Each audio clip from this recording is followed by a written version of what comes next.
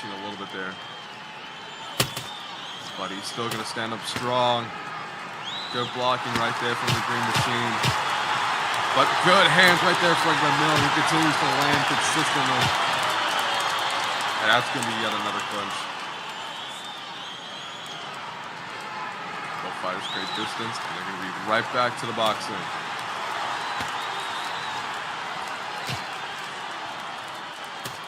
"10 seconds left. All or nothing for McMillan. Looking for the opportunity. Both slips, good slips from both fighters. Yeah, another slip. That left hand connects well for McMillan. And that's going to be it for the final round. What an explosive fight.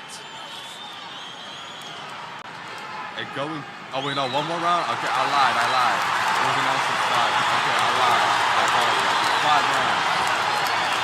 So McMillan still has a chance. Because right now, I do think that the Green Machine is up on the scorecards. So McMillan's has to get some more, get the power that he had in round 3 and bring it on over to round 5. But the Green Machine's still pretty confident. Steadfast. So McMillan's still on his own side of the corner. Oh yeah, my bad. I had to figure something out real quick. But yeah, I didn't see that much of the round 4. Can you give me an update a little bit, Pablo? What happened? So round 4, the Green Machine was able to knock down Ryan McMillan. But afterwards, it was still kind of back and forth on the technical side. But that knockdown is going to be very significant for the Green Machine if he wants to take this of a relatively sound, unanimous decision win. But going to round 5, McMillan still has a chance to get something out of the woodworks and possibly pull off a comeback victory. Yep, 5th and final round here for the mobile console little bout that we're having right now. And already, man, both of these fighters are in the center of the ring. They're both in each other's, guard, trying to figure something out. Oh! Right there for McMillan. Left hand counter. And he's just pushing forward, and Green Machine is trying to circle out of there after getting caught with a couple of counter shots down from McMillan. Yeah, he's trying to win this round. You can tell. Good straight right there. Lands on McMillan. McMillan, though, maintaining the center position of the ring. Oh! Good slip counter right there from McMillan. Oh, but McMillan gets rocked. Yeah, man, that caught him right there. And McMillan has 50 seconds to work after getting caught with a right hand. Now the Green Machine still laying it all on McMillan. Yeah, I mean, there's a lot of good pressure from McMillan, and it's starting to work out perfectly.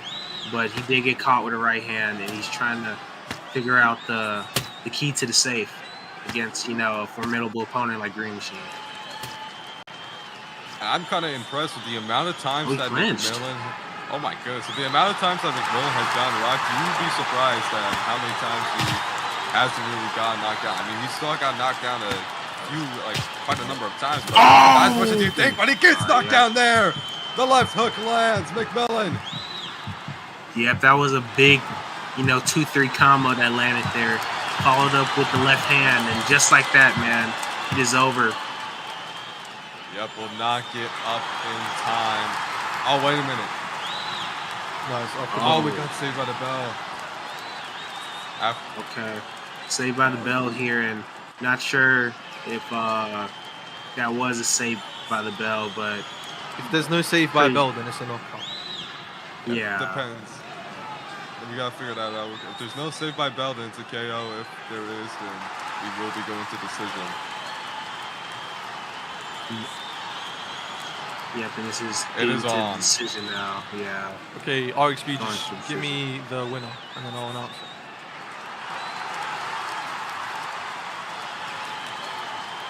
But yeah, wonderful fight.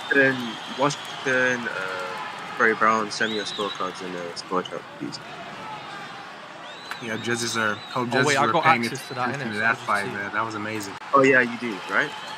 Score chart. Yeah. Oh yeah, you do. Where they post? Score chart. Can you not see it? Wait. Yeah, Yeah. but nobody has typed in there for like 8 days. But what? I don't know.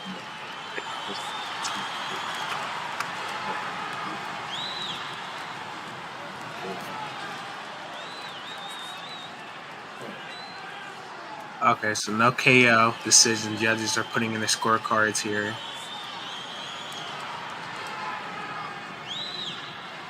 Wait, no. Okay.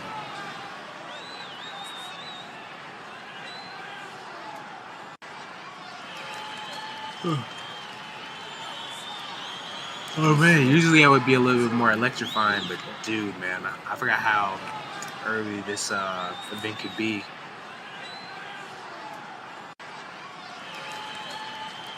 Yeah, they can be a bit early, but definitely do wake you up. That is one thing. They definitely do wake you up. Man.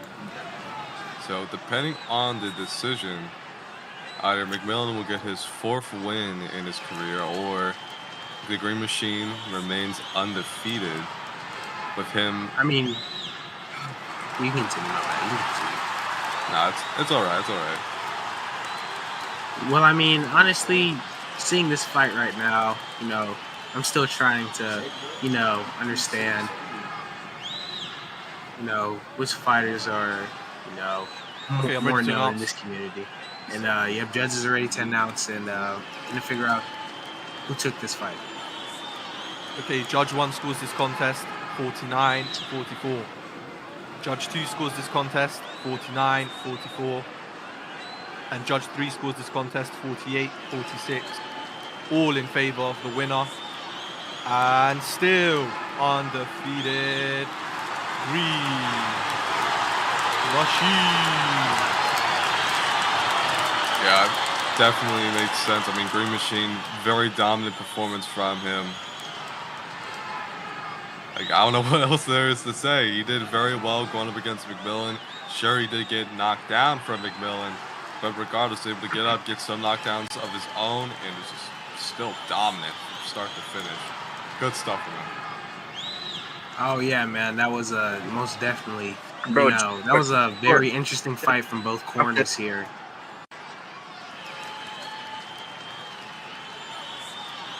Yeah, that was a very, that was a great fight from both corners. Especially McLuhan starting to have a little bit more leeway. He started to try and get back into the fight, scoring a knockdown, but the Green Machine shut that down like automatically, and now he gets out with the decision.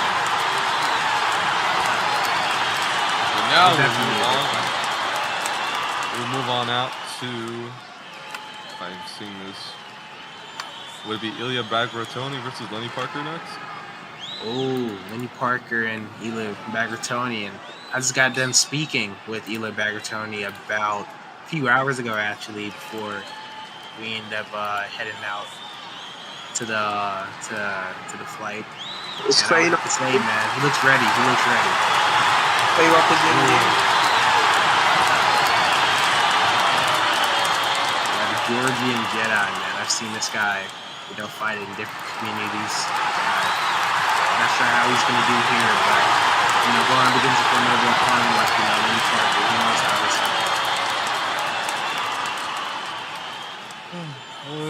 Only time can tell. Only time can tell. Yep, and I can't wait, man. And just like that, trying to figure out who's walking out right now. I think that'll be Lenny Parker. Is it not Ilya vs Lenny? Nah, it's Lenny Parker walking out with Drag Tiger on his back. Assuming this guy is okay.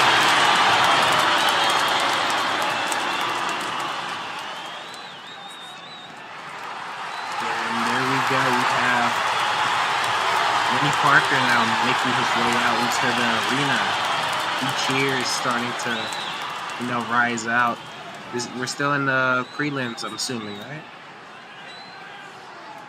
Yep, we still are. Okay. 4-round bout. I'm starting to see mobile and console bouts are 5-rounders. Okay.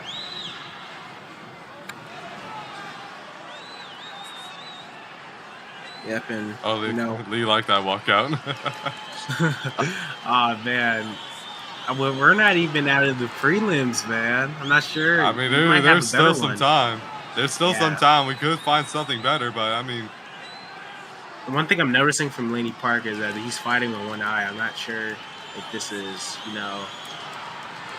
legal here in But- Taurus. I Oh, think this isn't Lenny. Lenny pulled out. Yeah, so I'm not sure exactly who, but whoever it is, it was a good walkout. And plus, even if they're only fighting with one eye, listen, you take a look at me. I do have experience when it comes to that, and it's tough, but definitely doable. All I can say Definitely right now. doable. We have none other than Lilo Bagatoni now making his way out.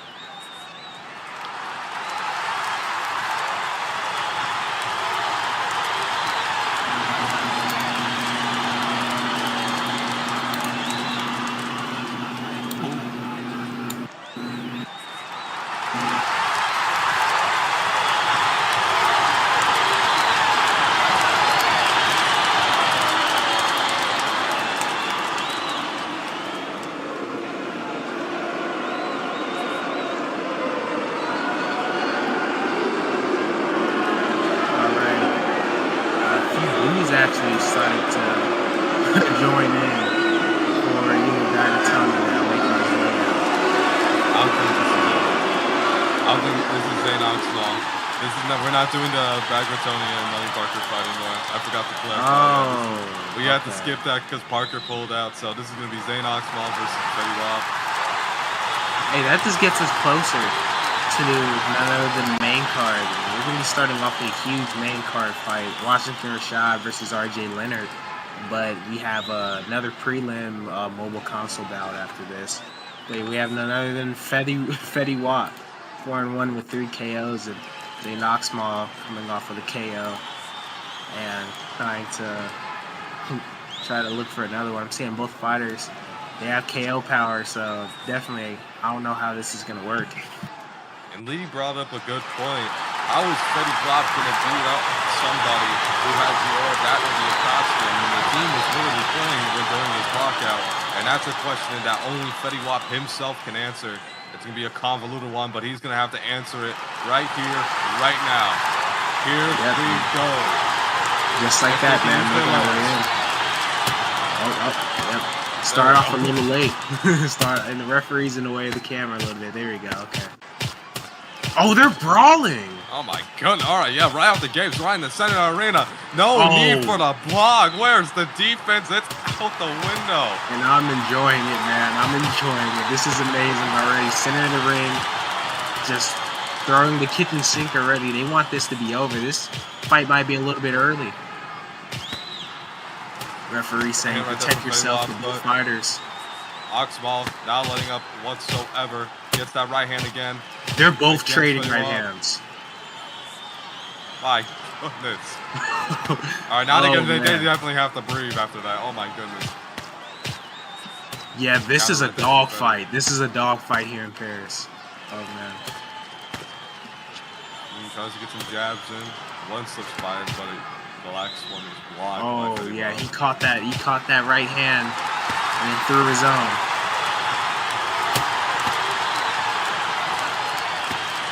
Definitely very explosive beginning to round one. We see it toned down a little bit. So, man, this is gonna be a fight dominated by huge power shots. I mean, goodness gracious.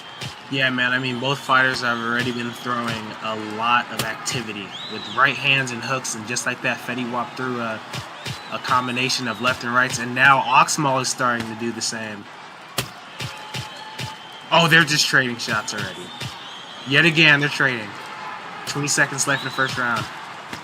Good though right there from Oxnall, this but is going crazy. Blow for blow with hooks, Jesus. Even Oxnall's laughing about it. Good. Oh, he had the clinch there.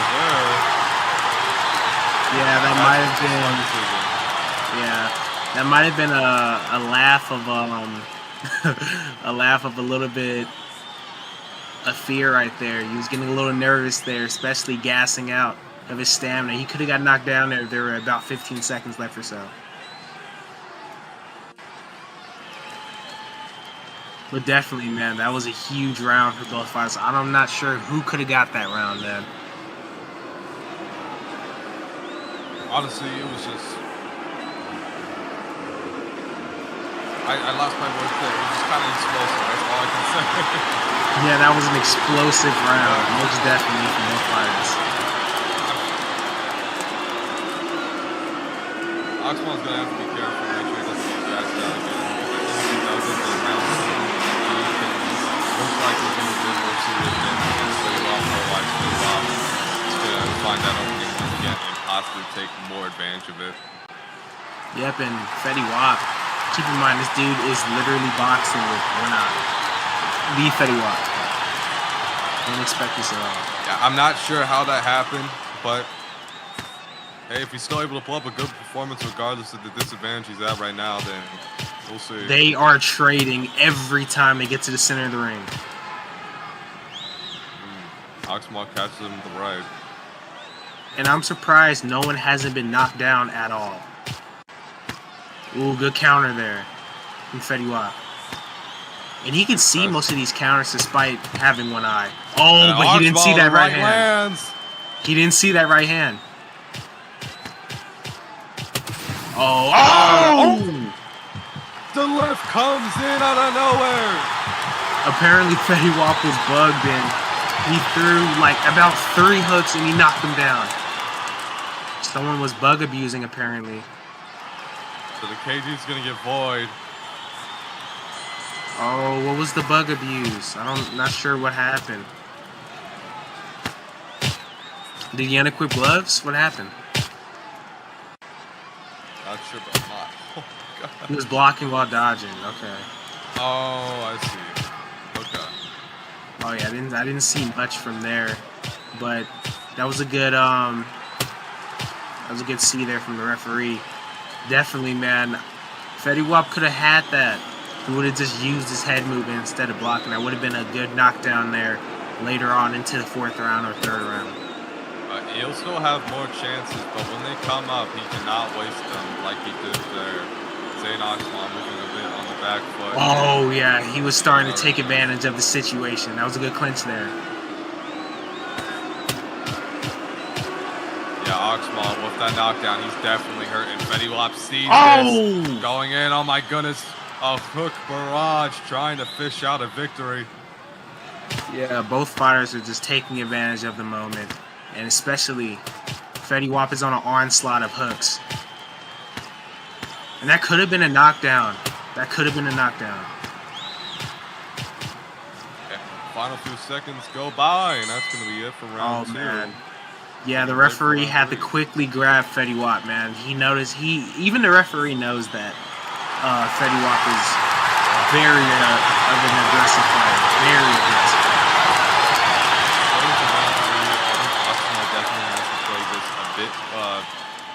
A bit smart, because regardless of that KD getting void, he's definitely been left hurt. Fetty Wap realizes this, so if he's going to be changing anything in his game plan, if it's going to be fighting more so on the back foot, he's got to make sure that those counters land perfectly. Yeah, I don't know what is going on. Apparently somebody bug abuse or just punishing him, I guess. I don't know. So yeah, counters are going to be his best friend for Zane Oxmall. He's got to make sure that he's consistent with landing them and that he's consistent with getting those opportunities, which I think he'll be consistent in getting those, because Fetty Wap is going to be very aggressive coming out of the gates. Yeah, we've seen it already with the 3 rounds that are already winning display. And we've only seen one. Oh, Fetty Wap's hurt. Connects. Fetty Wap. And he's down. Cut. Down in the center of the ring. Oh my goodness. He got up at 4. He got up at 4. He didn't take no time to catch his breath. He got up at 4. And he got caught again. Rocked again. But Oxmall goes down. Oxmall is now down in the center of the ring. And he's out on his back. And now he gets up at 4. Apparently he's bugging.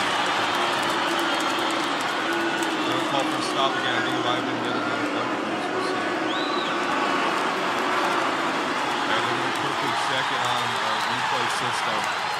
I can check right now as we speak. I'm not sure if I can see how the bug looks. Oxmall's corner insanely infuriated with the referee, not giving them warnings, saying that he's too slow to count. He's very, very frustrated with how things are going on here. Yeah, man. Looking at it right now, I'm not sure how people are seeing it. I'm not really familiar with how the bug looks. I'm not really familiar at all.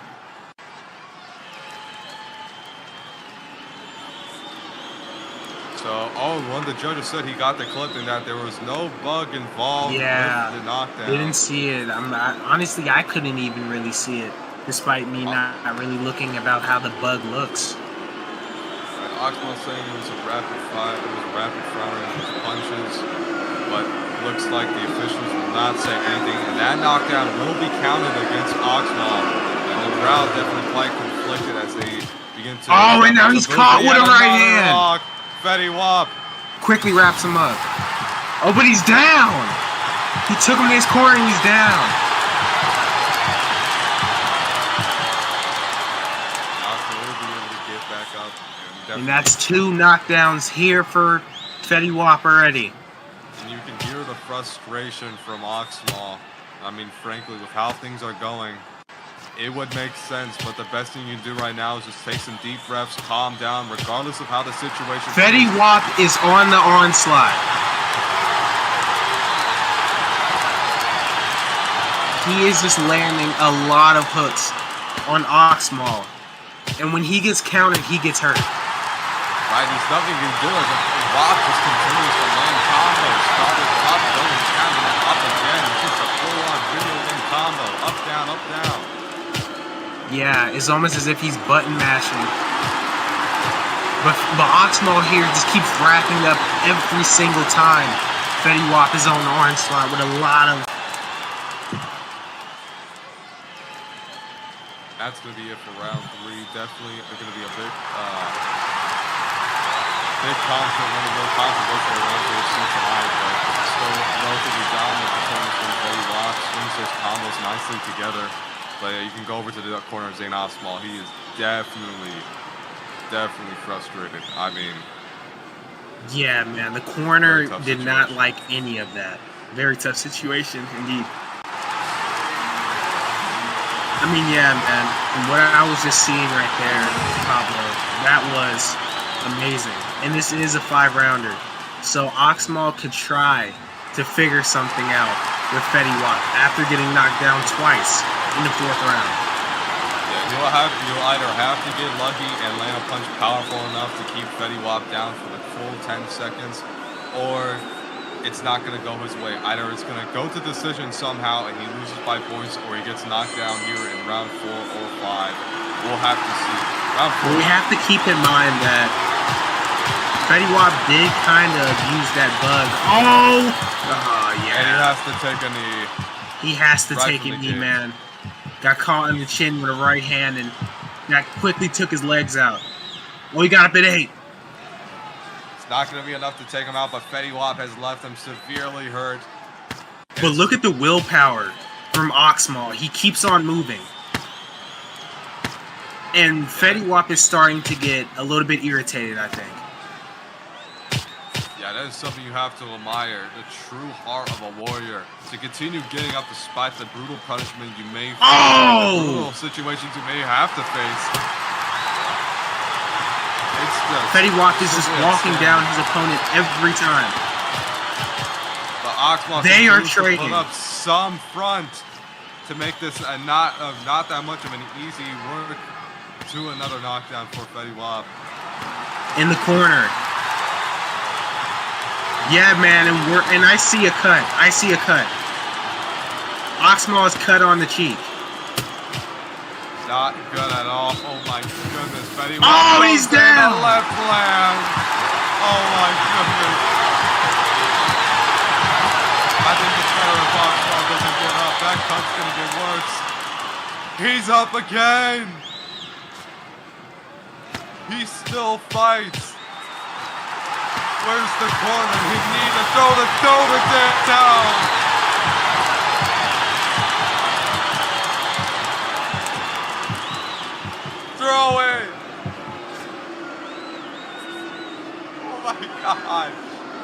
How is he still fighting? There is no way that Oxmal should still be fighting.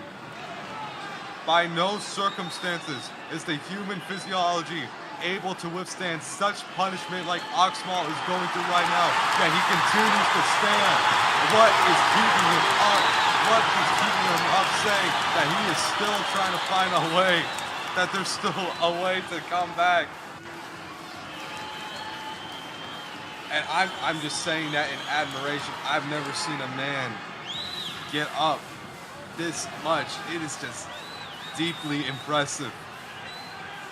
And the corner's going to take a look at that cut, see if they can try and treat it. Hopefully they can, but Fetty Wap. Oh, I was on mute there. Oh, wow. Didn't mean to. Oh, no. But the corner is more focused on us instead of the fighter. One of Oxmal's corners walked over to us and told us to shut our mouths, but I think he really needs to focus on his opponent to get himself back into this fight. I don't blame him, though. I don't blame him. This fight has just been kind of frustrating, and so emotions may be flared up a little bit. So I don't completely blame him for doing that. But man, like I was saying before, there's no way that the human physiology will withstand such punishment. Yet Oxmal is proving all those studies wrong as he continues to take so much punishment from Fetty Wap. And we've seen it. We've seen it in movies. We've seen it, in real life. Oh! Down he goes again. The referee goes in to count. This could be it. I'm not sure he's getting up. He sent him back to his corner. He sent him to his corner, and yep, it's over. It's over. Just like that. A dominating win for Fetty Wap. Takes another KO. Another KO there for Fetty Wap.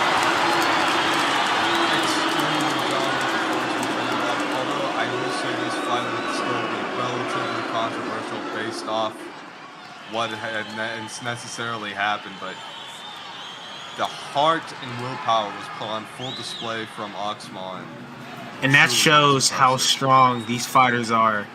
And I mean, despite getting cut, despite being bugged at one point, and a lot of, like you said, a controversy happening, man, that was just an amazing fight from both fighters, especially the dominance that I started to see with Fetty Wap. And yeah, man, a lot of arguing is going on, and the referee announces it off now. So yeah, your winner by KO, Fetty Wap.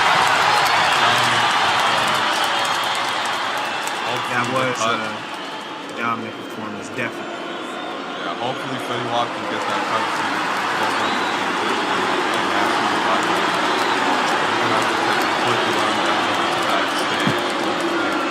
Medical staff will get treated and he'll be alright. But coming after that electric bout, it is going to be, if both fighters are here, Eli Johnson versus Jay Wilson in a mobile console bout. Another one, man, and those are the ones that seem more interesting. I haven't commentated here in a while, and it's good to be back here in Taurus, especially in Paris here. Thank you for those who accepted me back into the community after I took a big break. And I can't wait to commentate more and more for these fights. And I'm glad everyone here accepted me back in. And I really appreciate it, guys. But, man, I can't wait to see this fight. And I definitely can't wait to see the main event happening. Exactly. And what a return you've had so far. Commentated some very electric bouts. I mean, in front of a pretty sizable audience too. We got 48 in attendance in game, and overall 36 in the stage so far. It's good to have you back, Cloud. Good to have you back. Oh man, and I appreciate it, Pablo, so much, man, and I really do. But like you said, in fans, I see a lot of people who are in the stands, especially the WBA boxing champion, right there in UFC gear. I think. Hold on, let me see if I can find him real quick. Yeah, Added Garcia. Yeah, I do see him. He's behind us right now. Right there. And we have a couple of other fighters. Yep. Man, can't wait to see the guy right there. Clapping it up for the guy, man. And we see a lot of other fighters who will be fighting in this coming up later on into the main event. I see a lot of fighters, especially our main event fighter here today, which is Elson Havoc in the stands over there. And man, he talked a lot of trash yesterday in the press conference. A lot of trash. Yeah, so definitely go into that main event. He's gonna have to back all that up as best as he can. Definitely. And we have none other than the Georgian Jedi making his way into the arena now.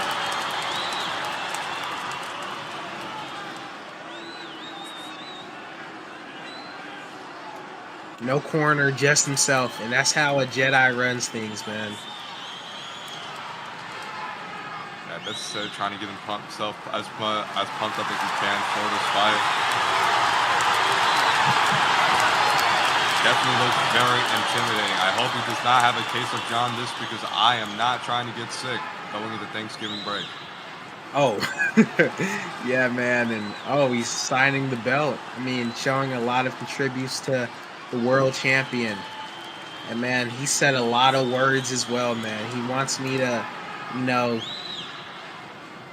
give a couple oohs and ahs when he gets a knockout. And that's the confidence I like to see out of the Georgian Jedi. And I've commentated for his fights a couple times, but he is going against none other than Jay Hunter, man. Yeah, the WBA champion does not seem too happy after his belt got signed. Oh, he didn't like it? No, I didn't like it. He said, "Kid, he's dead." Oh man. I think he was showing a little bit of, courtesy to the champ, maybe. I'm not sure. Was that not? It depends. It all really depends on how they take those kind of gestures, and it seems like that the champ did not take that one too well. Yeah, and Eli Bagratoni is going up against a replacement. Jay Hunter that's his name, right? Yep, that's him, Jay Hunter. Okay, Jay Hunter. None other than the guy, man. Boxing with headphones and earrings and a chain. And also a knife. And a knife. He's got illegal contraband. He might use it against Ilya Bagratoni if he gets knocked down like twice. But already starting things off by throwing off 2 jabs and then trying to go for a power shot. And I think this is what Kanye was talking about by, inwards in Paris. I think this is what the guy was talking about. He has a knife. He has a lot of swagger, I would say, as an African-American male. But Bagratoni is not feared because he is the Georgian Jedi. Those who are now tuning into the event. Bagratoni in the white and red trunks, and Hunter in the black trunks with Vans. Vans are starting to come into style here. Very much, but it seems like they might not give Jay Hunter the power boost he needs. He's getting landed on consistently from those powerful punches of Ilya Bagratoni's, as he does have to go in for the clinch early. Oh, and they're just trading now. They're trading again. Jay Hunter cannot afford those trades though whatsoever. He's already getting landed consistently when they don't get into those little brawls. So when they do it, it's just gonna maintain the gap that Ilya Bagratoni has already established in round 1 between himself and Jay Hunter. And Hunter is starting to throw Bagratoni off just a little bit, especially with that old school boxing. Shades of George Foreman, I would say. And yet another clutch from Jay Hunter, his second already in round 1. We might see a lot more in this fight. Yeah, and Bagratoni he's running his mouth while throwing combinations, and Jay Hunter is on the back foot. I won't be surprised that like after round 2 or even after round 1, we start seeing bruises pop up everywhere from Jay Hunter. Yeah, Jay Hunter is starting to slow down just a little bit. He's starting to slow down a bit. The pressure that Bagratoni puts into the canvas is starting to play effect in Jay Hunter, just slightly. And that's in round 1. But hey, we can't be too mean to Jay Hunter. I mean, he's coming in as a replacement for Lenny Parker, and he has to go up against Ilya Bagratoni. So he's just trying to do his best on what he can do on such short notice. So I'm not going to be too mean on him, even if he does not pull up a relatively well performance. He still shows some great heart by taking this fight on very, very short notice. And just getting in the ring and duking it out with Bagratoni. But Bagratoni is just Dominant round 1 performance from him. What else can I Very say? dominant. Consistent, very combo heavy. It's going to be more like that going into round 2. I mean, yeah, man. Round 2. Not sure who could actually score that fight. Hope the judges are really paying attention to this fight because this might be, this might go the full 4 rounds, or is this a 5-rounder? It's also a 5. Actually, not sure. I'm gonna hold on that thought. Okay, it's a 4-rounder. Oh, Tony's hurt. Oh my goodness! I looked away for 1 second. No way! We both looked away for 1 second. Wow! And we have the owner, Secret Samo Plus, telling Tony to clinch up. Who knows? Maybe it is the Vans. Maybe the Vans finally kicked in and giving Jay Hunter the power needed to possibly get he's a pushing knockdown it against Bagger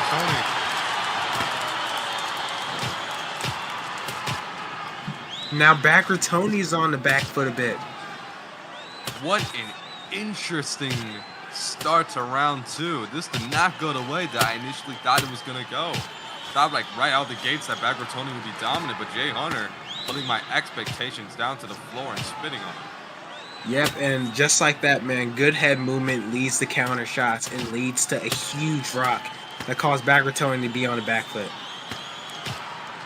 Ooh, good counter right there.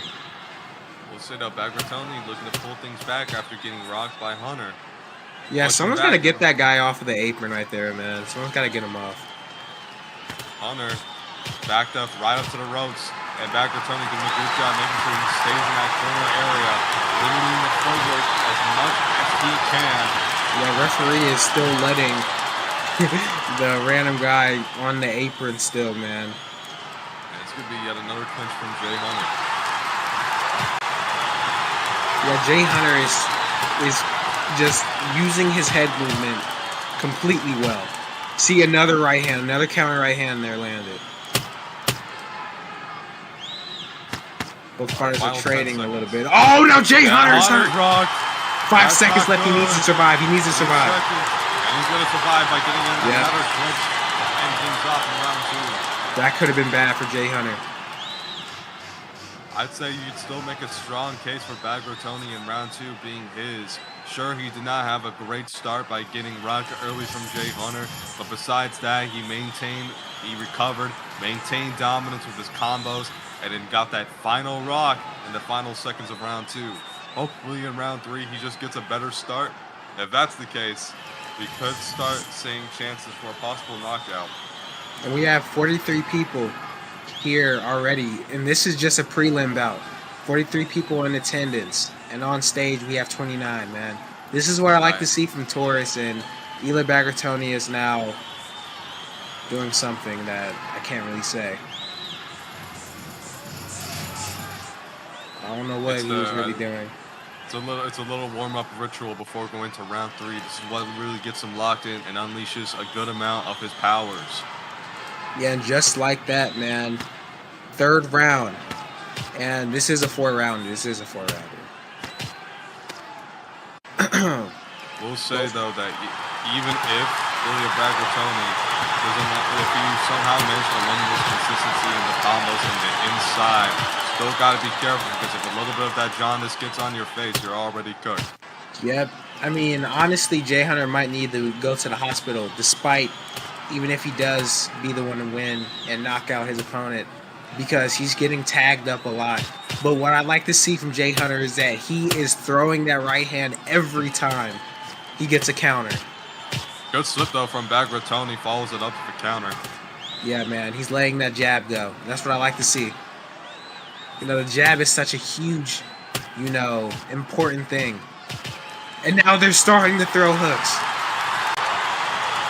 What you said about the jab, it's the foundational punch that all fighters need to know. If you can't get down the jab, then you're most likely not going to get down any other punch. But Bagger Tony takes the knee.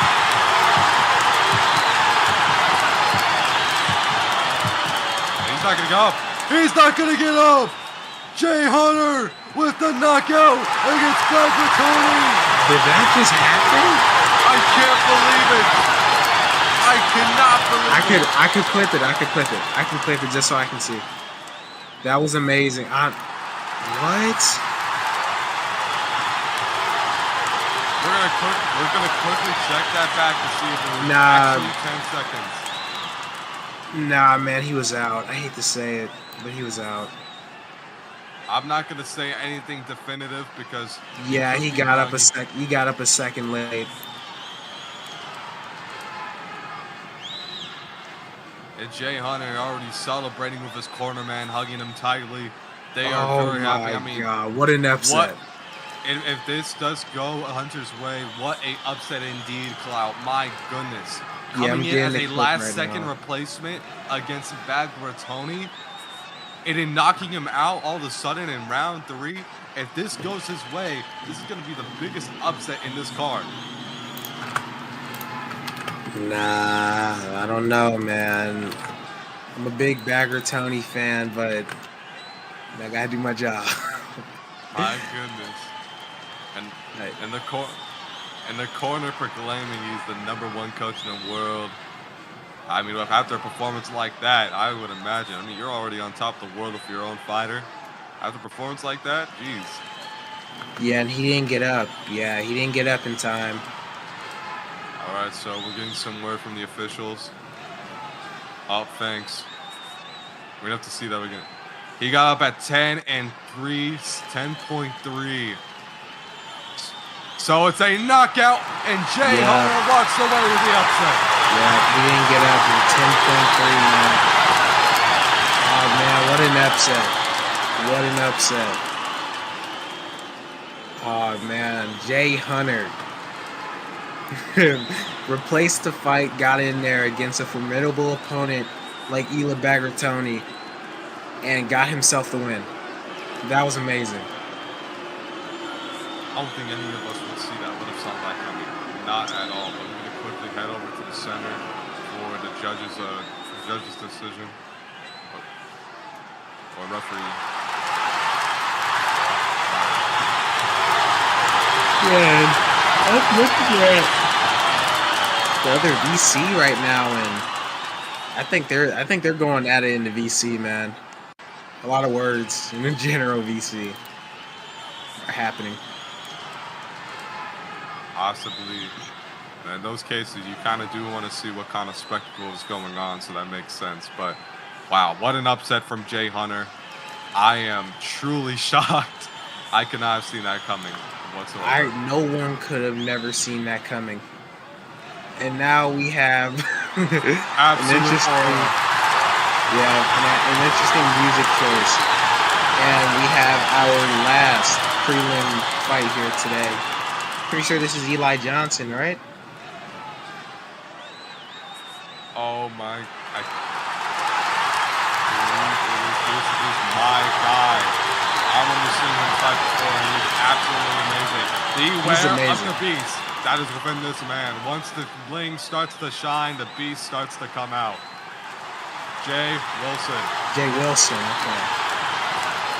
We have Jay Wilson now making his way out in soccer gear. I remember seeing this guy box before, and I remember seeing him do something else with a main event fight, Elson Havoc. I remember I saw this guy jump into the ring and attack his opponent. Well, not his opponent, but Elson Havoc.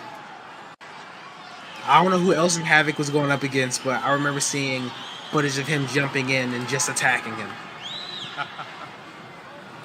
Before we move on with the next walkout, Elson Havoc and Mason Mahara reportedly are exchanging some words before their fight in the main event within the general VC. This is some bad blood, man, and I can't wait to see that fight. Despite all the trash talk, despite all the energy, despite all the rage, and what both of these fighters have been waiting for. And I had an interview with Elson Havoc. I couldn't really catch up with Mason Mahara, but Elson Havoc said this will be his most easiest fight. Quote unquote, his most easiest fight.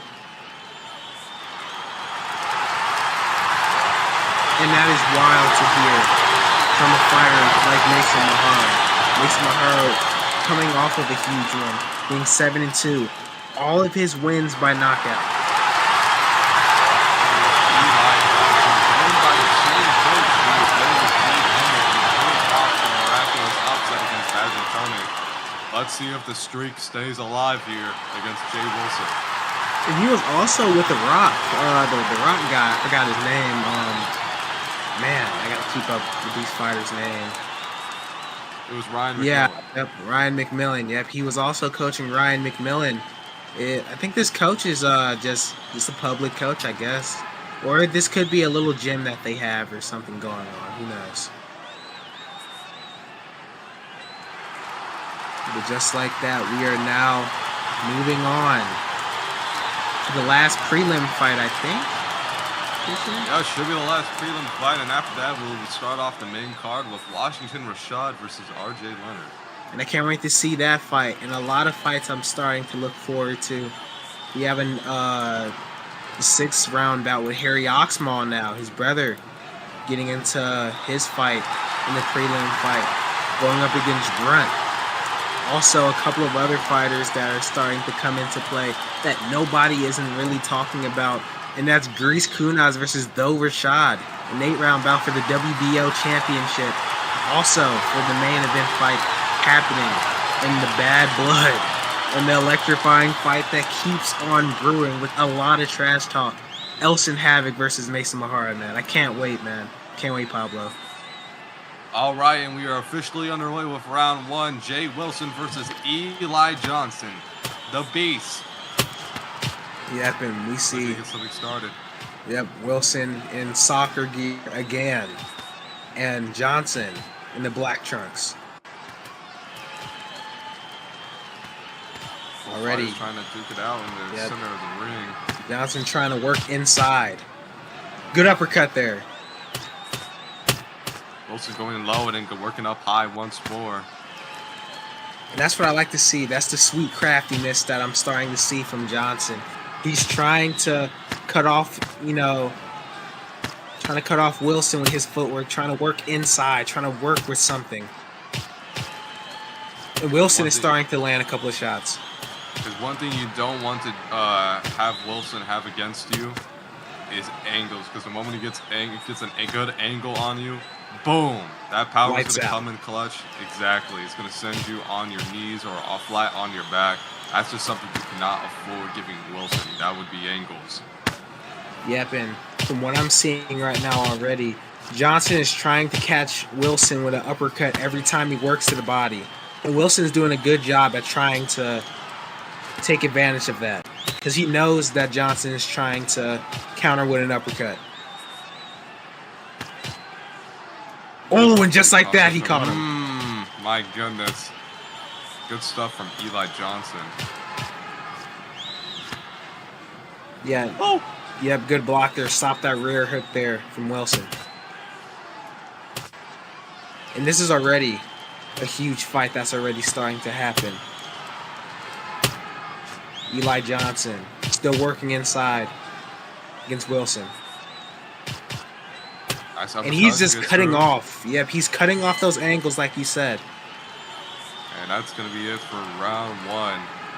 And overall, I think this is going to be a good round for Eli Johnson. He's getting a lot. I think he's getting his game plan more established here compared to Jay Wilson. Jay Wilson, even though he's trying to get things started, it seems like that whatever he tries to do right now, Eli Johnson's just kind of putting a stop to it.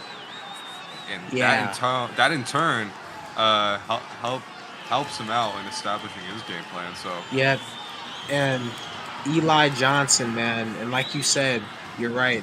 And Jay Wilson talking to the camera saying about how much of a beast he is. Well, Eli Johnson. Oh, what's going on? Oh, okay.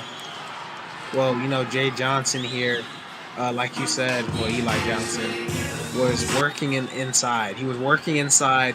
He caught, Eli with Jay with a couple of, uppercuts. But yeah, second round. Let me move on. Second round now. Let's see what the Beast has in store going up against Eli after that round 1. Want to see if he's going to fully adapt to see if he can get his game plan more established, or if Eli Johnson's still going to put a cork in there and just abrupt Jay Wilson's plans. Oh, good fight! And landed there! Oh! Devastating for Jay Wilson.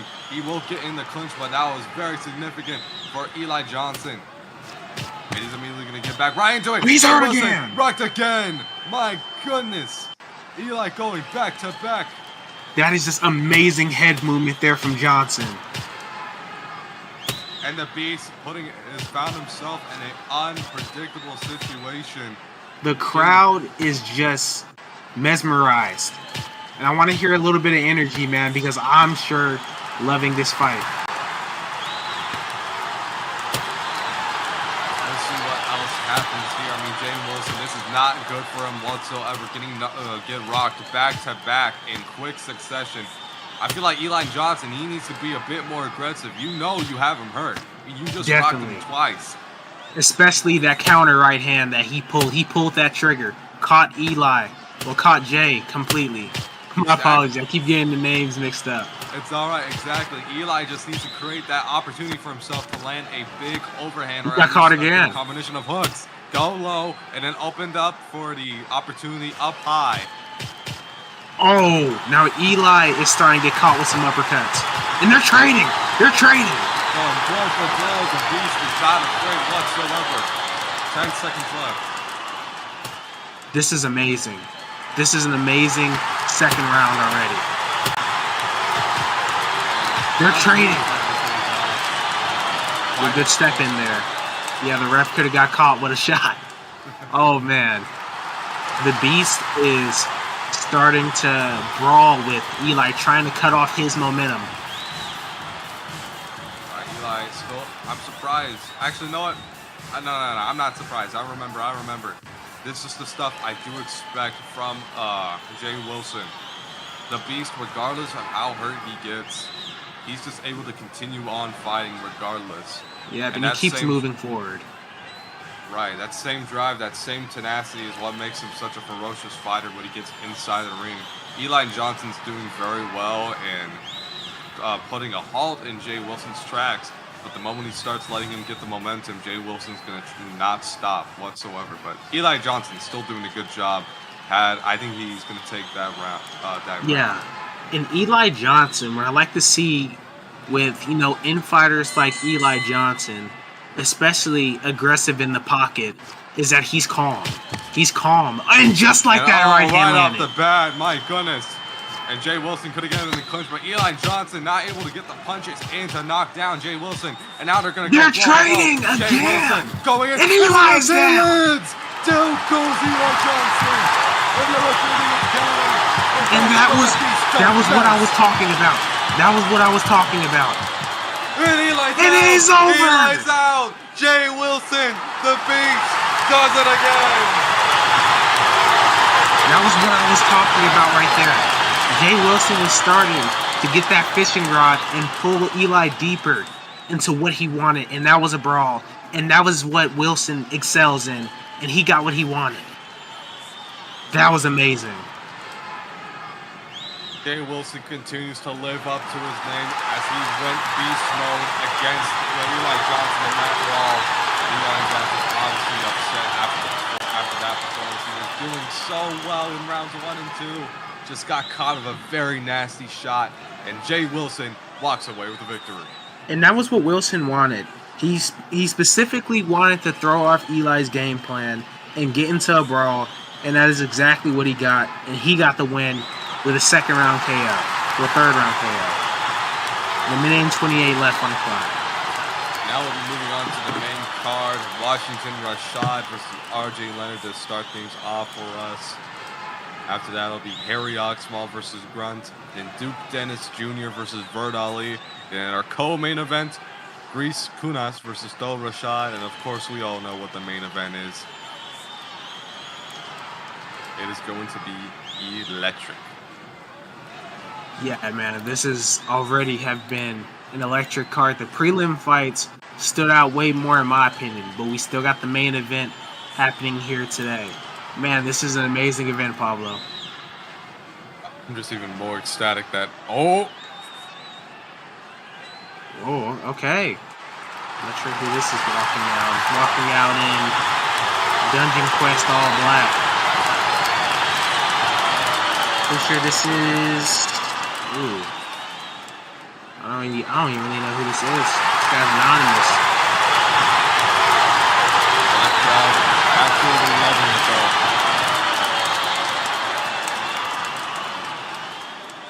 Striker. The main card is now starting here.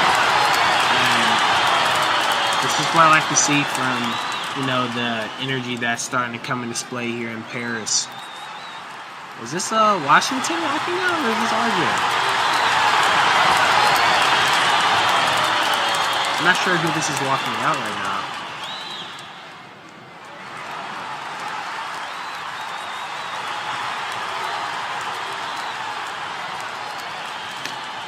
Exactly sure, but now we'll be moving on to the next guy.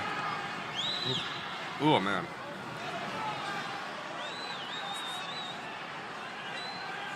But from what I'm seeing right now, main card fight happening here today. Attendance is still completely bewildering with 42 people, now 43 people now in attendance right now. And right now we're waiting for either RJ Leonard or Washington Rashad to walk out. What is going on? His shorts say Garcia. I don't think this is Washington or RJ Leonard. I don't know what's going on. And God, this music is terrible.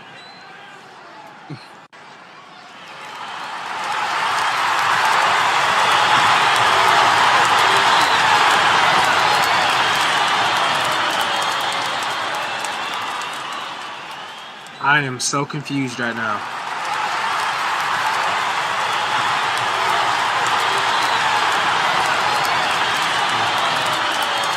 It says 5 round. Oh, I don't know what's going on.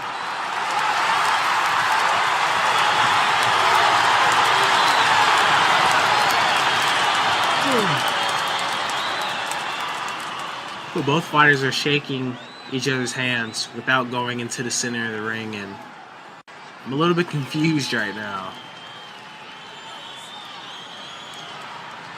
Okay. So, oh man, hold on.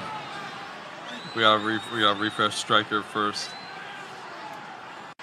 Yeah, But I think from what I'm seeing, RJ Leonard is ARJ2, and then Rashad is going to be Striker. All right, hold on. Yeah, I can do introductions. Hold on. Okay, that's Rashad Washington. okay, that's better. Okay, here we go. Ladies and gentlemen, we welcome you to the first main card bout of the evening. First, fighting out of the red corner. He stands with a professional record of 4 wins and 1 loss, with 3 of those 4 wins coming by way of knockout. Ranked 7 pound for pound, ranked number 4 in the WBC, WBA, IBF, and WBO organizations, representing the United States of America. He is Washington Striker Rashad.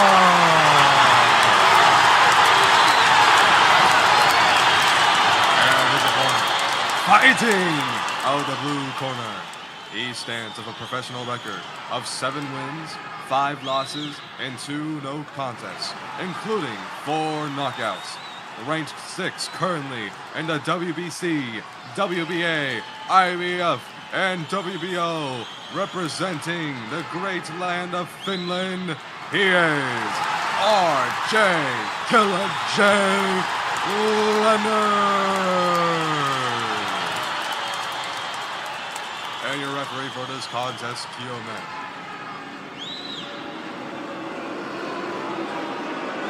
Santa Claus. Yeah, man. Santa. Santa decoy. Well, that was one way to kick things off, Paulo. That was one thing to kick things off, probably. But we still have yet to get into the fight itself. But before we do that, oh wait a minute, where did the referee go? Santa Claus is gone. Instead now. Oh man, he's in the stands. Oh, Say Nick. he's been subbed in with Super right now. He's now in. All right, so both fighters will quickly meet each other in the center of the ring. So the referee in charge will be Supra. So clean and fair fight. Again, RJ Leonard versus Washington Rashad. Washington Rashad wearing the red trunks with a black leopard pattern. RJ Leonard wearing full black trunks. Man, this is what I like to see. And Leonard is wearing another person's shorts. I see Garcia, but I don't really see a Garcia at all. I see RJ Leonard, I think. And already, oh my god. Sorry. I don't know why I laughed there. I apologize. That was something really ridiculous. But anyways, starting off here for round one. It's just kind of going blow for blow right now between both fighters.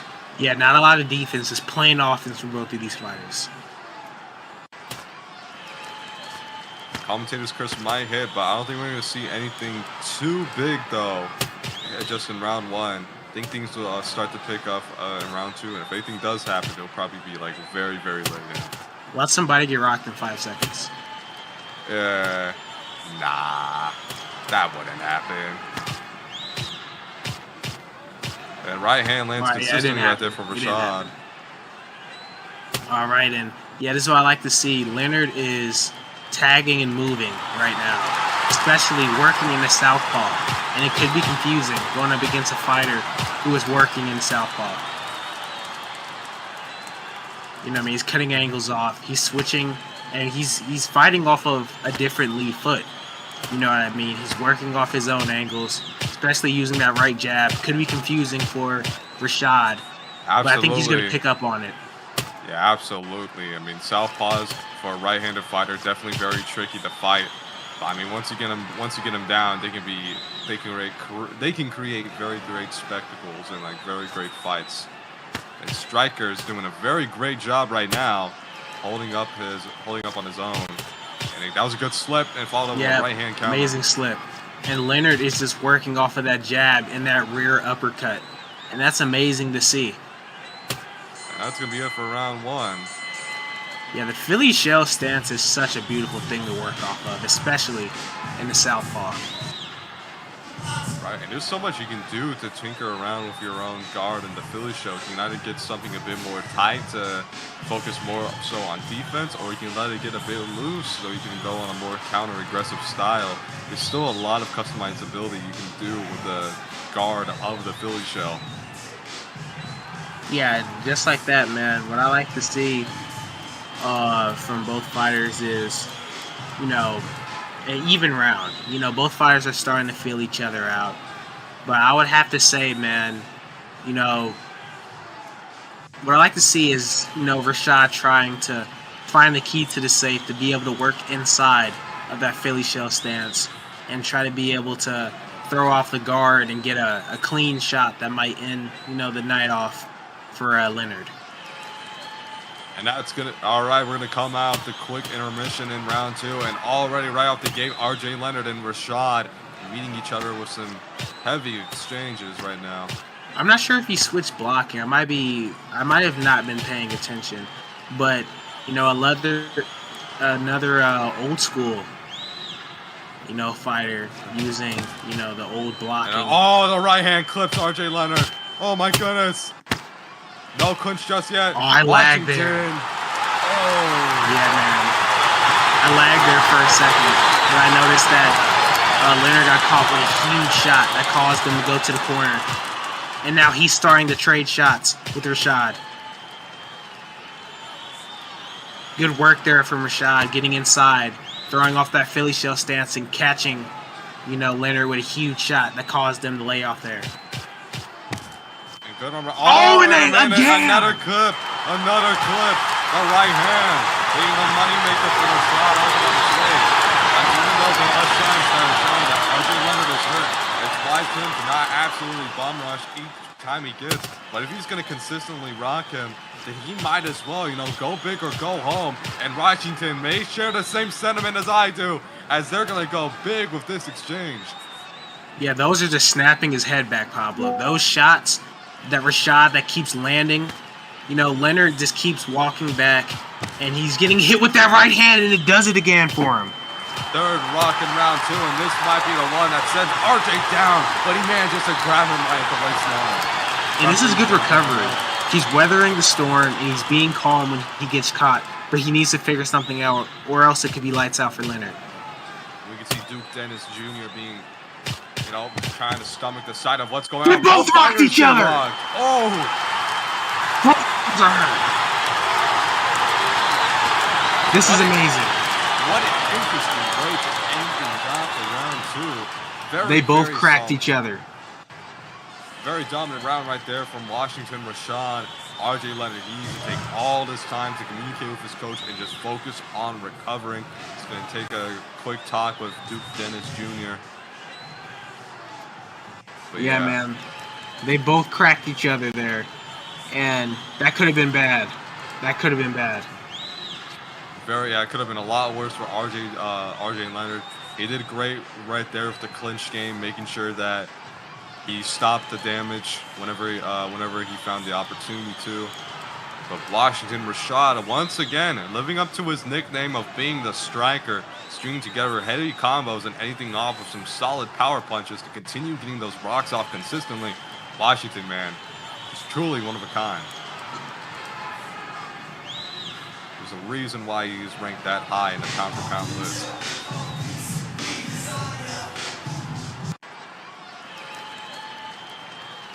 Alrighty, now heading into round 3, coming out of the intermission of round 2. Let's see how Washington approaches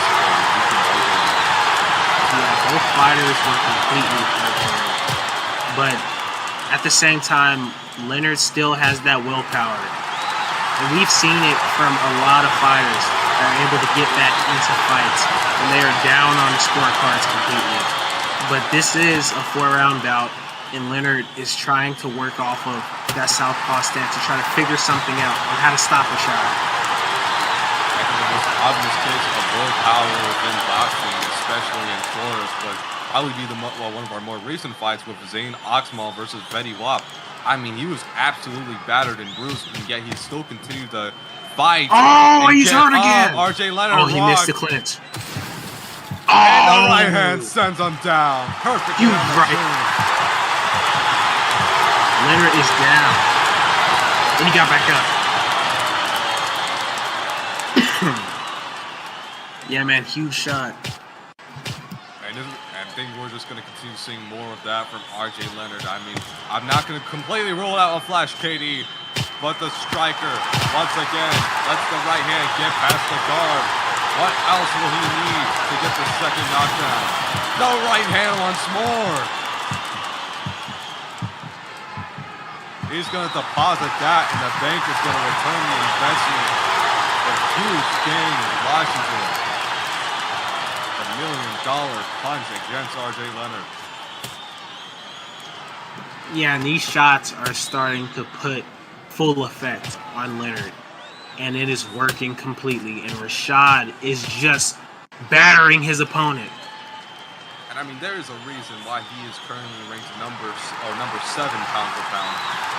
I mean, the performance he just pulls off is just, when he gets into his stride, he is just dominant, and he is showcasing exactly that same dominance against RJ Leonard.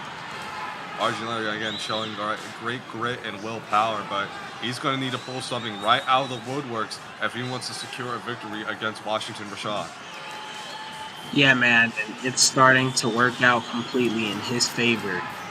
You know, man, seeing fighters, who are ranked pound for pound are able to throw off a lot of shots and a lot of punches that can completely weaken your opponent. And this is what I like to see, man. This is what I like to see from Rashad. He is just battering his opponent completely, and Leonard needs to figure something out to try to get himself back up into this fight. All right, 5 seconds. Cornermen are out. And here we go. Round 4, ladies and gentlemen. Let's get to it. And Washington will open things off in the center of the ring with a light jab to set up a possible string of combos against Leonard. Leonard Yeah, does and he's not want to working take the risk. inside. He's working inside completely. He's shutting off that footwork completely from Leonard. Working inside, using that old school blocking, and countering with a right hand every time he gets the chance. And the positioning from RJ Leonard has not been that well as well. Oh, he caught him again with a right hand! My goodness! And the crowd cheers for this excellent. The crowd is loving it, and I'm loving it. And field power from Washington Rashad. And That right hand. Goodness, it's so Again! loud again. He gets rocked once more. Rashad. He's going down. He might go down. He goes down. There it goes, RJ Leonard. If he gets up from here, I am going to be genuinely surprised. Yeah, man, Pablo, we're just seeing complete dominance, and it is all over. Wow, man. I don't know what to say, man. That was just amazing. That was his master class. Stop this contest. 1 minute into round number 4 with your winner by knockout, Washington Rashad. In Washington, Rashad showed complete dominance right there in the ring. Just completely one-sided, took advantage, worked in the inside, cut off the outboxer with the jab, and he just kept landing that right hand, Pablo, and it was just over. I mean, it was complete dominance. We saw amazing technical skill from Rashad, great power, great footwork. He did everything right in that fight, and that's going to be the reason why he moves up to 5-1, with this being his 4th knockout in his career. Amazing performance from Rashad. It's just utter dominance, just complete dominance right there, and that's one way to kick things off in the main card, and we're getting closer and closer to the main event. We have Harry Oxmall now starting to make his way into Paris now, being 5-2. All of his fights and all of his wins have been by KOs. We have Grunt now being 3 KOs, 4-2, and 1 no contest. What's going on? It's not fighting. Oh. Bryce pulled out. Could expect it from that guy. Yeah, apparently Bryce pulled out. Apparently. Wow. Oh, man. That's unfortunate. Yeah. Seems like he's just not cut from that cloth, maybe. Who knows?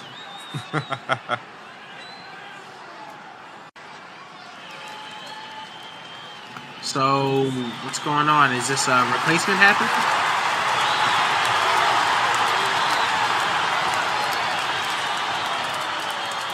All right. Yeah, Bryce got canceled. He didn't show up to the fight.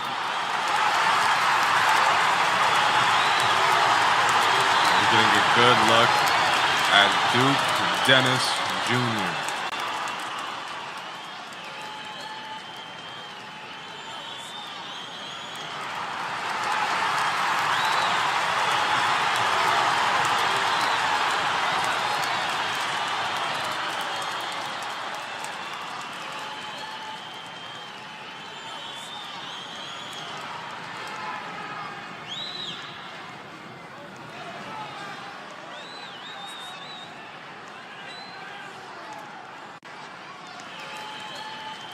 And here he comes, Duke Dennis Jr., currently boasting a record of 9-4 with 8 knockouts.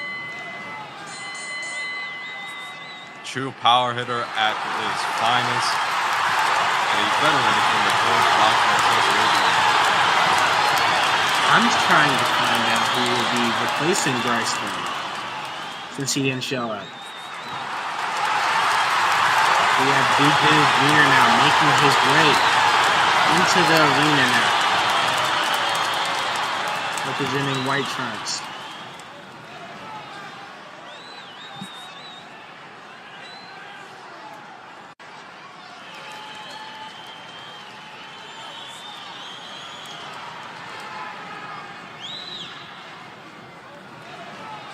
Oh, I was ready. It's 90 game. Oh, shots.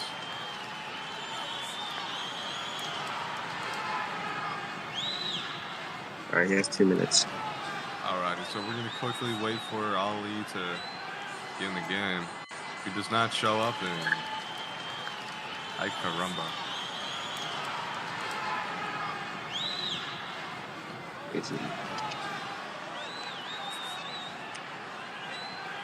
Oh yeah, he is here. Oh, he is? Okay.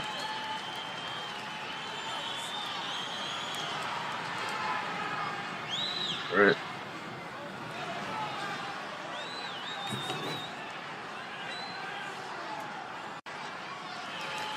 All right, so still trying to. I think I didn't hear it if it was already announced, but. Oh. Oh my god. Whoa. Is this Bird Ali?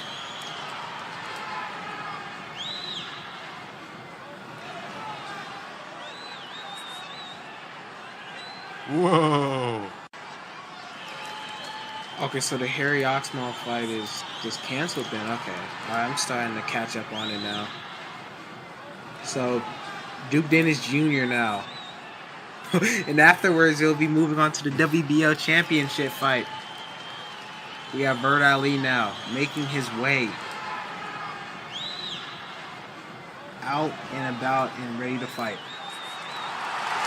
He's lagging. And I've seen a lot of words, and I've heard a lot of words from Bird Ali. And, you know, man, he has a lot of words to always, you know, say. Especially the trash talk that he, you know, brings out. He's already trash talking right as we speak. He's already trash talking. I already tell this fight's gonna be electric. Here we go. Apparently, a lot of words right now talking about a girl that he harassed and a voice changer or something like that. Oh, wow. This is a lot of words that's happening.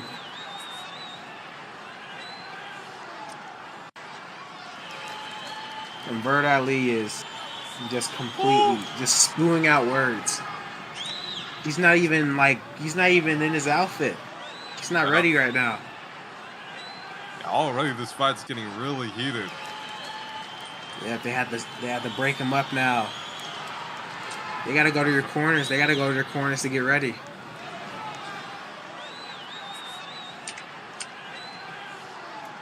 Okay, if they get to their corners. Okay. Alright, well, I mean, Bird Ali's still getting set up. Are we all good? Oh.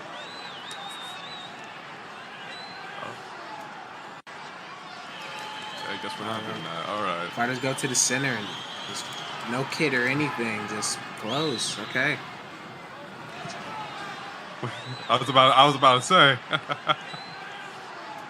Yeah, you Bird. still trash talk. He keeps getting put back to his corner. I have He's never seen walking back. somebody hold such hatred in quite a while. But all right, here we go. Ladies and gentlemen, this will officially be our third main card bout of the evening. First, fighting out of the red corner. He is the former WBA and WBO champion. He's returning tonight after following a suspension. He currently stands with a professional record of 9 wins, 4 losses, and 1 no contest. 8 of those 9 wins coming by way of knockout.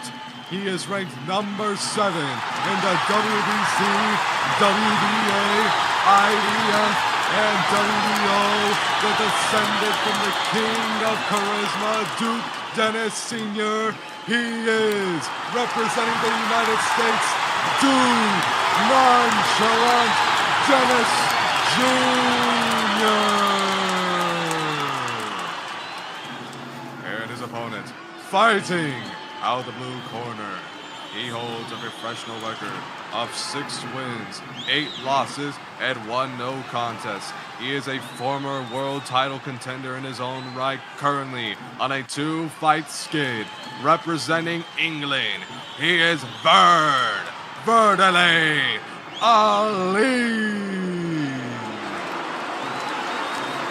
Oh man, and the crowd is just letting you hear it right now.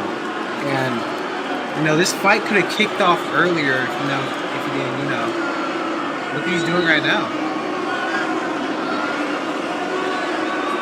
Yeah, man. This guy needs to stay calm, or else they might give this guy an early point. Who knows, man? All I say is that once this fight officially gets underway, Vert Ali's gonna pour all that hatred out onto the ring and do his best to make sure that if he knocks down Duke Dennis Jr., he will not be able to get up. I don't even see any gloves. If he's gonna you cannot bare knuckle this. That's what I'm saying. All right, he gets his gloves out now. This guy wants him bad. He wants him so bad to the point where this guy didn't even wrap his fist up. Like, just bare knuckle. No wraps or anything. And here we go, round one of what Ali is already coming off the gates with hooks, man. My goodness, yeah. Alright, to be kind of in the way, man. Already immediately with the trash talking, starting things off with round one. Vert Ali letting his hatred completely take over him. Although that might give him the boost he needs performance-wise, mentally, if Duke Dennis Jr. starts to prove superior towards him in terms of performance, that mental disadvantage is going to take a huge toll on him. Or it can throw him off. I mean, a lot of trash talk can get in other people's minds, or it could cause you to get a little bit of karma. It could cause you to get off track of what you're actually supposed to do, and that's boxing. Right hand lands for Duke Dennis Jr. He's going to try and chase down Vert Ali. Vert Ali really trying to work with a back foot kind of style. He might be trying to go a bit more counter-aggressive. I mean, it's working right now. It's working. I mean, he's on the back foot. He's establishing that head movement, and he's landing a lot of shots on Duke Dennis. Oh, he just twerked in front of him. He was just kind of shaking his thing out there right there in front of Duke Dennis Jr. And the crowd is just not really liking it for some strange reason. I mean, this is what you get when you go up against an opponent that has bad blood and most definitely likes to taunt. And now Duke Dennis is hurt. Gets the butcher on the loose.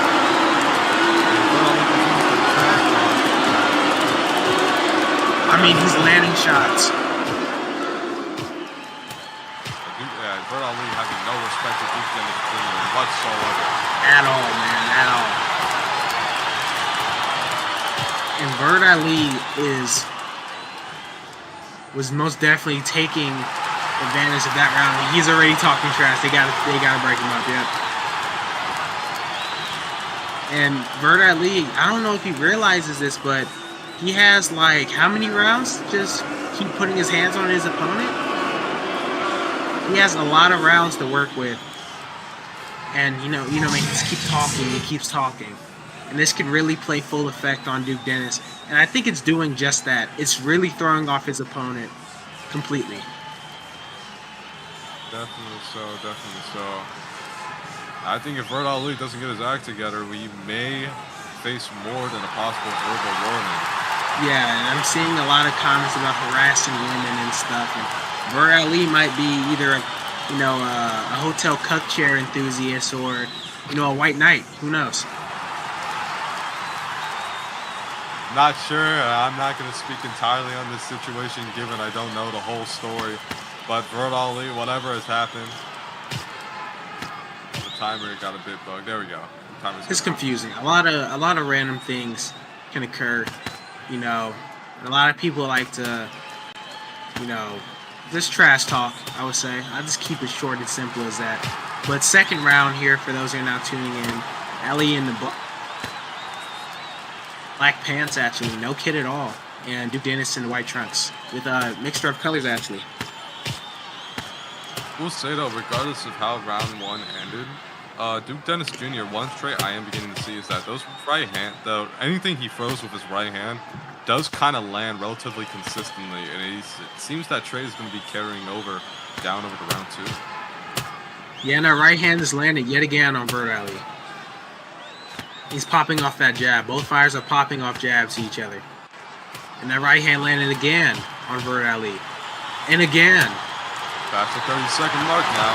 Any moment I would possibly see something big. And the crowd seems to be expecting that as well. Oh, he caught him! Huge right hand from Bird Ali. Wobbles right over to the ropes. And he's going to go hometown Bird Ali. Continuing to show some dominance over Duke Dennis Jr. Slips the uppercut, counter right hand. Duke Dennis Jr. has to get a bit more variable when it comes to his arsenal. He can't just be throwing those right straights. He needs to throw hooks. He needs to throw overhands. Anything to start getting some damage up top against Bird Ali, because those right straights can only take you so far. Yep, and this is a technical fight. Not a brawl, a technical fight from two seasoned veterans in the sport. You know, man, this is chess play that we're looking at. This is a strategic fight for both fighters, and Ali caught Dennis completely. But I saw a lot of counters from Duke Dennis as well. He was landing a couple of shots that slipped past Ali, especially those straights that were starting to land. And I mean, man, this is a technical fight, Pablo. This is technical. I think Dennis Jr. decides to give a bit more fight over the swings and possibly deal more damage than he already is doing with those counter straights. Because the reason why Bird Ali is doing so good right now is because he's allowing himself to get wider with his opposed swings, allowing himself to get more damage over Duke Dennis Jr. and getting those rocks on him. And he's going to try and do that again to round 3, and Bird Ali jumps way early before the bell sounds. And I mean, he wants him bad, man. He wants him bad. And this is the 3rd round. We have 3 more rounds left as well. And Bird Ali is just showing a lot of energy here. He's not slowing down at all. And I don't think he's going to be slowing down anytime soon. Right, unless Dennis Jr. gets a very big hit here, that'll be a lot off me. I think this is going to be all Ali's momentum. Oh, and Ali's hurt! Duke Dennis Jr. is just putting... off the devil. He's down!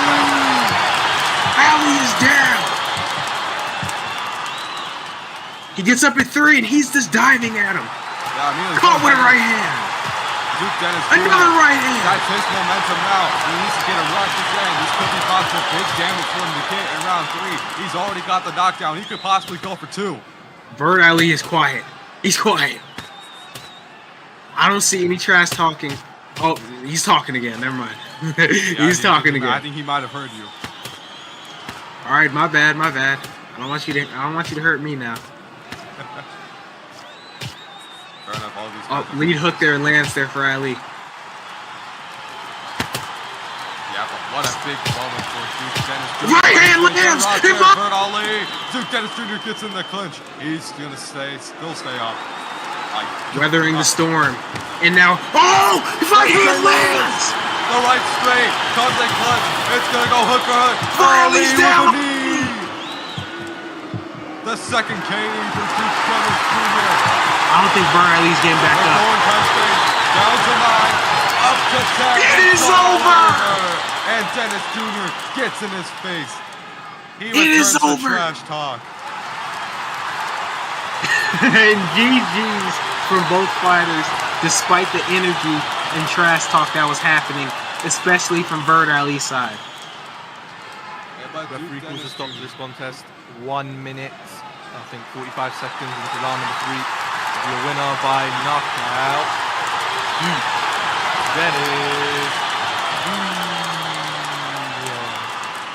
Duke Dennis Jr. does give Bird Ali his props, show some respect at the end of the fight. Regardless, it was a good performance from both fighters. I mean, but what a way to end things off from Duke Dennis Jr.'s side. That was Definitely, really man. And hold on, I have a question, RXB. We're doing interviews, right? not exactly sure. Yeah. Oh, yeah. After interviews. Yeah.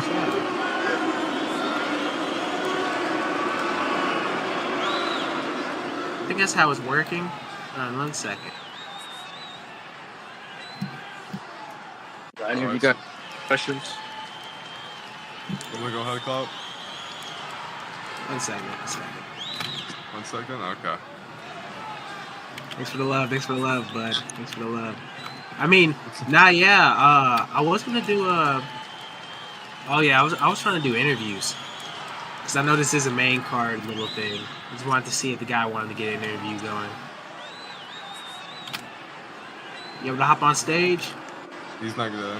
Yeah, he's not gonna. Okay. You can hear me though, right? You can hear me? Yeah. Okay. All right. Point over to the fans right here, man. All right. Ladies and gentlemen, I'm with none other than the man himself. Oh man, that was amazing, man. I'm with the man himself, Duke Dennis Jr.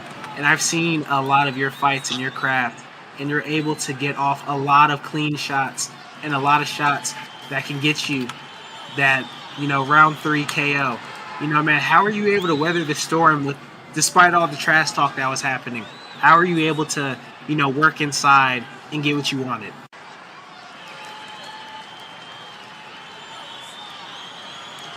I was losing, and I was landing shots. You staged it. Okay. Oh, you were green the whole entire time. All right.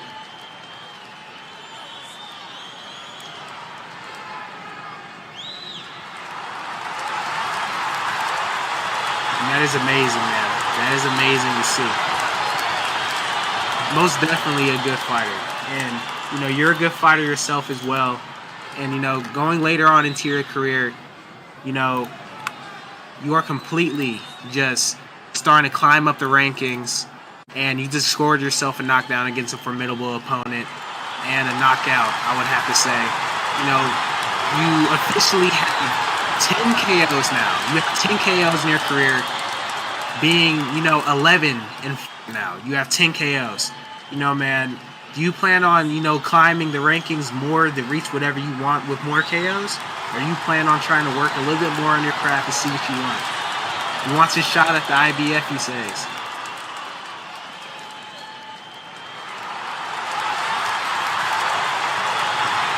He's talking oh, wow. Oh, and there you go, man. Yep, he said he wants his belt. He wants his IBF title as soon as possible. Now he's doing the hype dance now. Ladies and gentlemen, give it up for Duke Dennis Jr., man. That was amazing. Oh, man, that was great. It really was. But I think right after this, ladies and gentlemen, we're going to be heading over to the co-main event. Greece Kunas taking on Taurus, the defending WBO champion, with 8 rounds.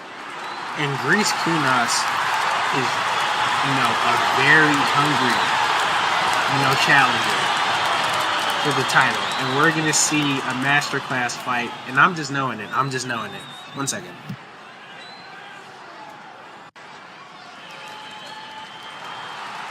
Alrighty, so we're going to take this time and get things set up backstage for this co-main event. And Lee is exactly right here. We're going to see a wonderful fight here in this co-main event between Kunas and Rashad. Kunas is going to maintain his undefeated record against the current champion, 72, Rashad.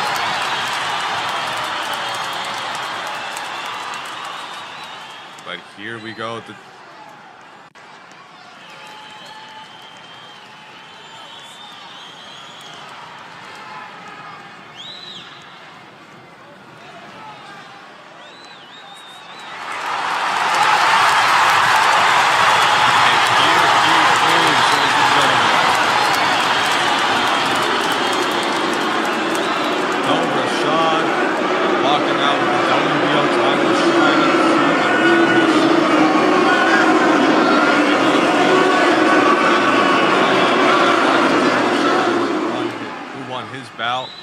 Against to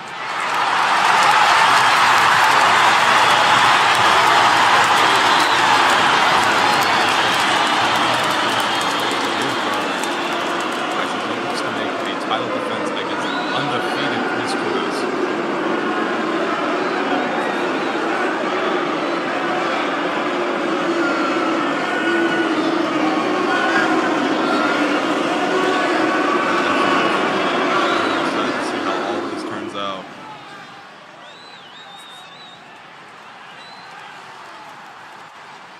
Now we just wait for his opponent to get things set up backstage.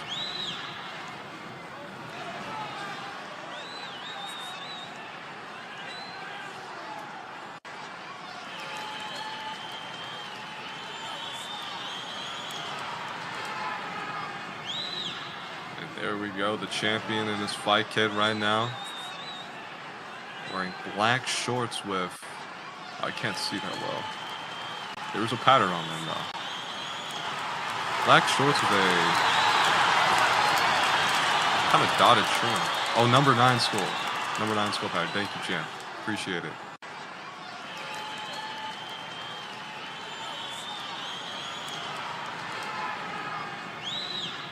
So yeah, we're just gonna continue getting things set up here. And let's see. Welcome back. All right, the champion is already in the ring, having made his walkout. Let's see if the Rashads can go undefeated this event. Washington Rashad having defeated RJ Leonard via knockout. Let's see if the Rashad will be successful in his title defense and make them go 2-0 for this card as he looks to face a undefeated Grease Kunas. Again, he was 5-0 with 4 knockouts to his record. It's going to be a tough fight, but electric one at that.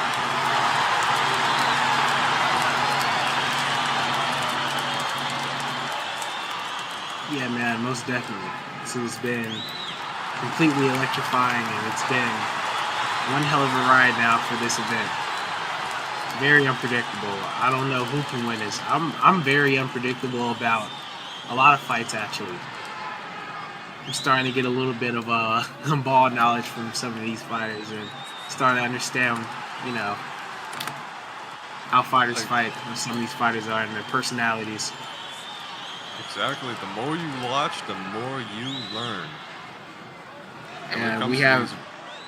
My bad, you can continue. No, it's all right. You go ahead. Yeah, I was looking at you know, none other than the champ now in the ring, Bill Rashad. And they're just waiting on his opponent and just dancing in the middle of the ring, him in his corner, just trying to relax. Hitting the hype dance right now. Whilst holding the WBA title. I mean, look at him hit that. Oh my gosh. Yeah, man, and he has, you know, his buddy with him dancing right now with the belt. Oh, here we go. There he is. He's walking out. He's getting ready. And he is welcomed by none other than the person that's going to be fighting up next, Elson Havoc.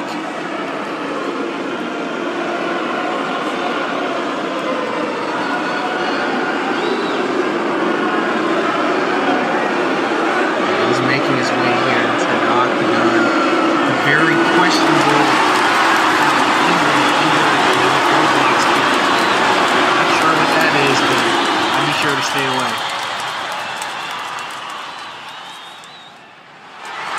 Making his way out to the ring at this point. Pretty sure this is a boxing academy that they have. I see something that's called Gold Coast, I'm pretty sure.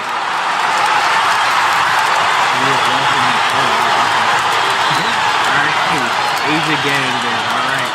Reese is now making his way out into the arena now, getting ready for his fight. And none other than his most important fight that's probably going to be coming out soon. You know, challenging champ himself. A lot of booing is happening right now. A lot of booing, a lot of trash talking right now.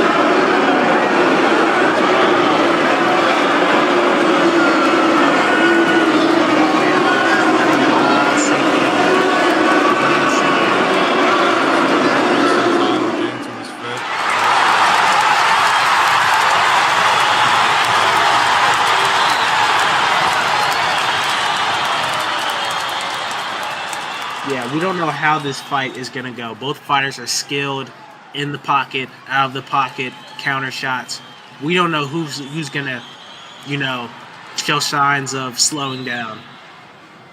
Alrighty, here we go, ladies and gentlemen. Ladies and gentlemen, we come back to you live from the EDC Intuit Dome in Paris, France. And we kick things off to you with the co-main event. First, fighting out of the right corner. Change the camera. Over here. Okay, I don't know. I guess we're doing that. So first, fighting out the right corner. We have it mixed up. He currently stands with a professional record of 7 wins and 2 losses. 6 of those 7 wins coming by way of knockout. He is ranked number 2 pound for pound, and he is the reigning, defending WBO champion of the world. He is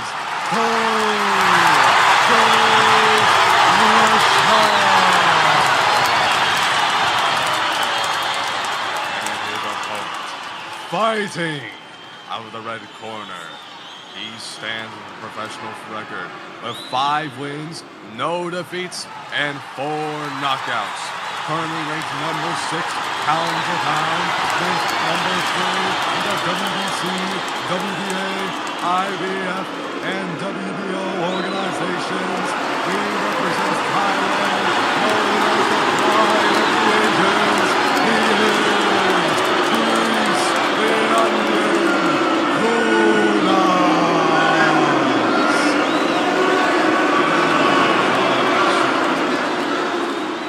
No, man, 5 wins, 4 knockouts, going up against none other than Though Rashad, WBO champion, 7-2 with 6 knockouts. Both fighters have comparisons of knockouts. One fight has not gone without a knockout, and I'm pretty sure both of these fighters are looking to knock each other out, and we're going to see what's going to happen.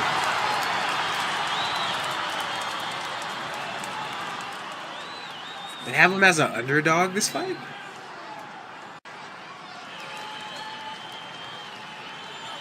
I mean, I've seen both fighters in the ring, and, you know, man, both of these fighters, you know, they let that hot hand go when it's needed, and they just spaz out. Camera's still focused on Pablo. I don't know if it's just a yeah, glitch. you gotta take that off of me. I'm just sitting right here right now. Oh yeah, I forgot I have a spot. You gotta sit right next, man. Get off me, man. I know I gotta find stubble, but we got a fight to be watching. Yeah, man. I got a pretty cool goatee. Oh, I'm still locked on you. I don't know why. Is this a good for me? Yeah, I don't even see Batman. Right on the camera, yeah. Yeah, it's not popping up for me. I might be glitched. Oh, that's not good. It's there for me. It was there for me as well. Let me probably reset. Well, while you get that situated, I'm gonna go ahead and start off talking about this fight. The champ has Greece Kunas kind of backed up front towards the ropes, but Greece is still able to move around. Just needs to put a little bit more distance, try and push up to the center. Yeah, I'm missing exactly you can get a TP going whenever you get a chance. This is gonna land some shots right there on the champion. Looking for an angle to retaliate, trying to go down and go way up with the uppercut. Yeah, man, this has been an active fight. This has already been active. Both fighters are landing jabs. They're trading jabs. They're trading body shots. And they're most definitely trying to figure out, you know, what can land and what can't land. Right hand will land there for Lauren. And uppercut followed with a string of combos. That's going to wobble Greece, and that's going to get him in a clinch. Oh, he was wobbled there. So the champion getting some early damage in against Kunas. And Greece is really known for countering. You know, he's really known for countering shots and getting that shot that he wants. Now, Greece is starting to slow down a little bit in the first round, and it is the first round. Huge right hand landed there for none other than the champ himself. Already way past the 10-second mark, down over the 5, and this is going to be a good round for the champion to get things started off. Next round. So, let me get a TP whenever y'all ready. Whenever we can, just TP crowd back into the commentary booth. But yeah, pretty good round for both fighters. I do think that the champion is going to get the edge in here. But Greece still did a good job. He's still trying to find his footing and get his game plan established against the champion. Meanwhile, Rashad just... I think he's AFK. Meanwhile, Rashad still... I mean, footwork-wise, he's able to keep Greece kind of where he wants him. Even when he pushes up, he still puts up a good fight in those exchanges.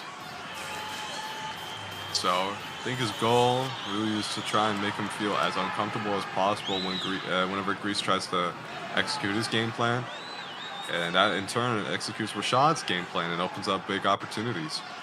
Yeah, man. What I saw there from the fans' viewpoint over there in the nosebleeds, I started to see a lot of shots add up for the champ himself, and the challenger is getting.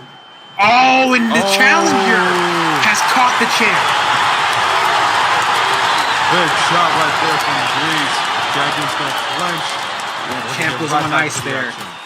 Champ was on ice. Huge right hand lands to the champ.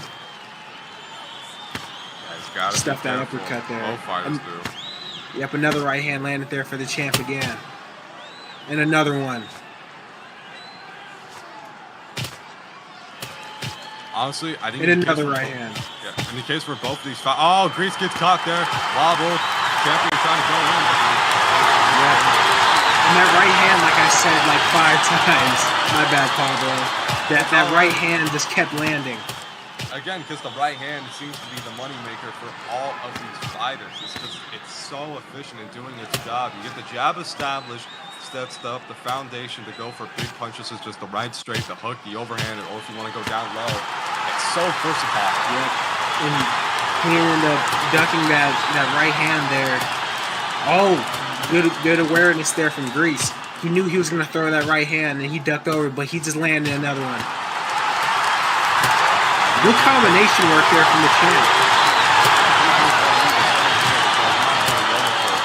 Kind of going back and forth between the champion and the challenger. Oh my God.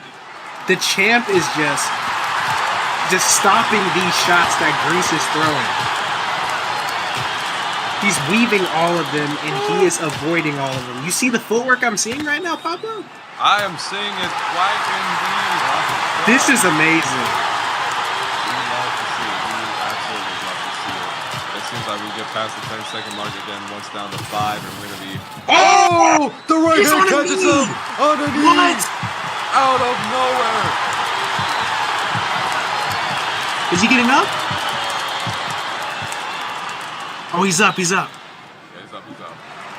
Saved by belt is up. Wait, is it on or off?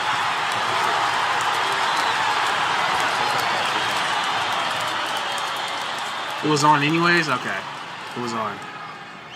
Well, Greece was getting completely outboxed right there, and he got the shot he wanted, and he scored the knockdown. Yeah, that was just completely out of left field. Wow. Flash knockout, or knockout, flash knockdown from Greece's side. And that is going to give him a much needed confidence boost and a much needed advantage going into round 3 against the champion. Yeah, it's going to be a bit of a longer intermission break.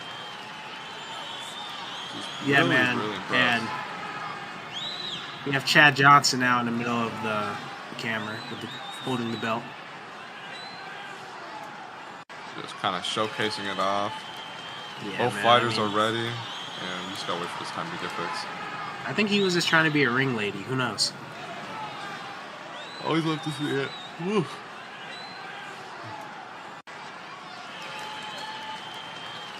By the way, what a card to kick off Thanksgiving break. I know some individuals may still be in school. Depending where you are, this could be the start of your Thanksgiving break. If not, maybe a bit before or after. Yep, and I hope you including Pablo have a good Thanksgiving break. I can't wait to dig into some ham and mac and cheese, man. Of course, Greece is hurt. Yeah, looks like speaking of food. Yep.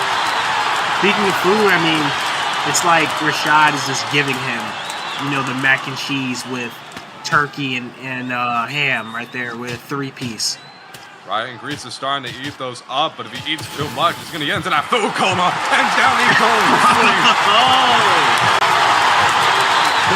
Oh man, what a statement. And it is over. Out.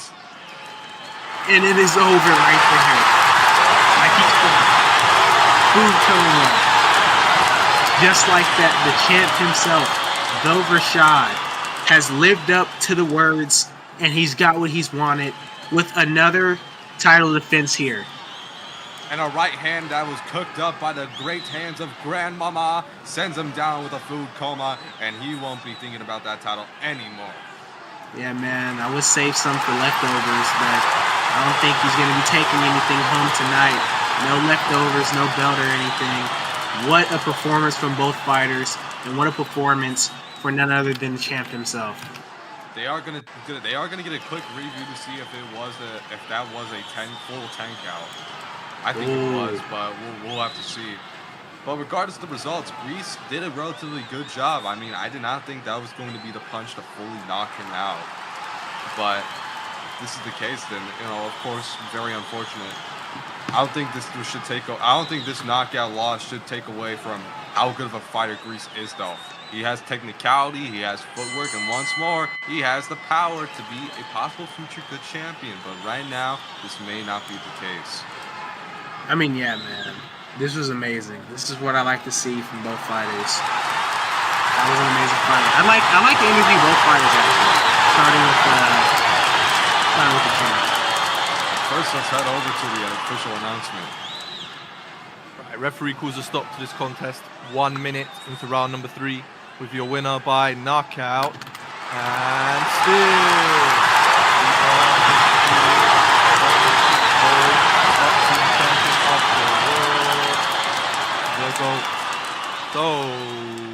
Rashad.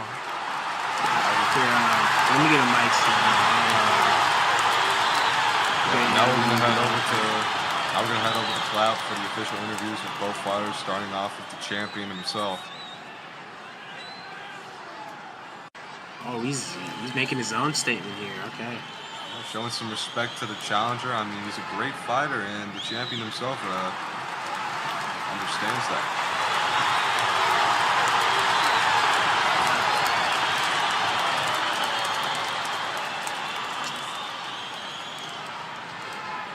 Wow. He has officially announced his retirement. Though Rashad is putting down the belt and moving on with his career.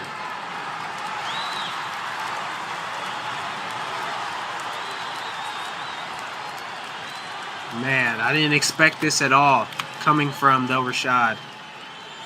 That was amazing, man. I think I didn't really know this guy much. I knew that this guy was, a formidable opponent, hence why he is the champ.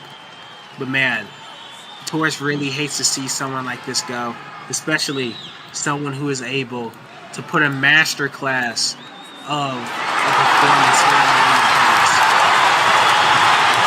This is going to open the opportunity for, I believe, his brother, Washington Rashad, to carry on the legacy I'll interview Grease. I'm interview Grease as well. The now retired champion has left for it.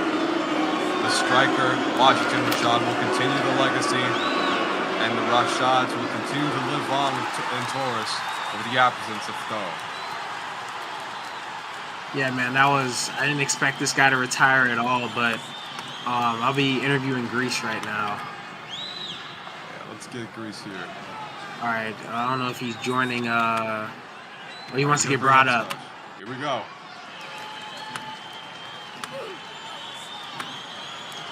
Oh, man, I didn't expect to see this at all, man, and this was, a wonderful fight.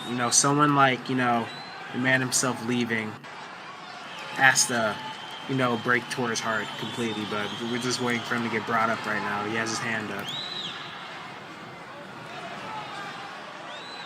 I got it. Okay. Mic check 1 2. Hello.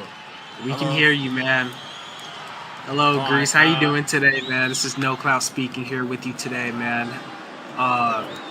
Despite the loss that, you have just regained, and none other than the person giving you his farewells, the man that just retired right now as we speak. Man, you put up a very huge performance here in this co-main fight, despite you being a huge challenger. I want to say thank you, man, for stepping into the ring with somebody like this guy.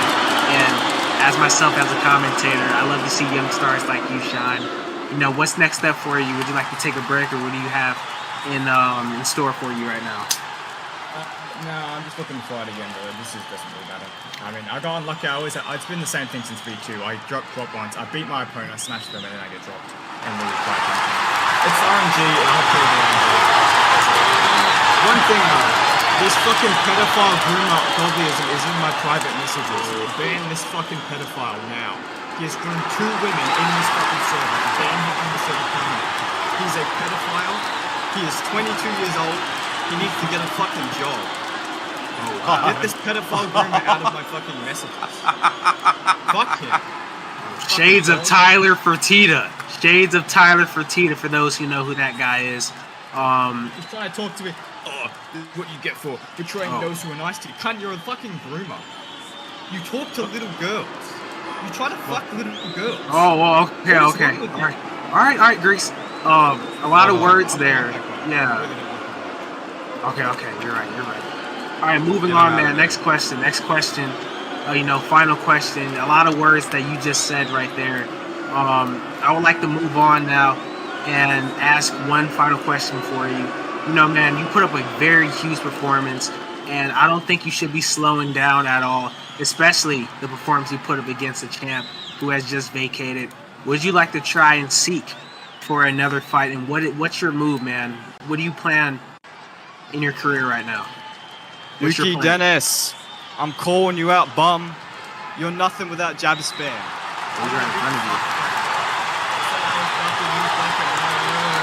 You're a cheater, you're a fraud, you're nothing without jab spam. I'm fucking proud of that. You're beating old bird who's lost 1 billion times already. I'm not afraid of you guys. You're like 12 years old. You're gonna get beat the fuck out of. And then I'm gonna come back and we'll play an action fighter.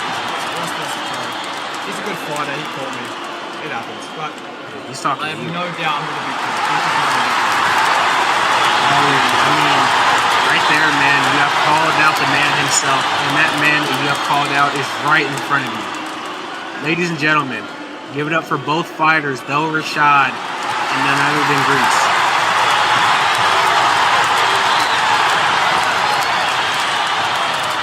Yeah, man, that was amazing. We have a potential fight, and this fight might have a lot of bad blood as well. Grease and Duke Dennis Jr., man. I'd love to see a fight like that. And now I think it's time to move on to the fight that we've all been waiting for, that has more darker and badder blood. None other than Elson Havoc versus Mason Mahara. The main event.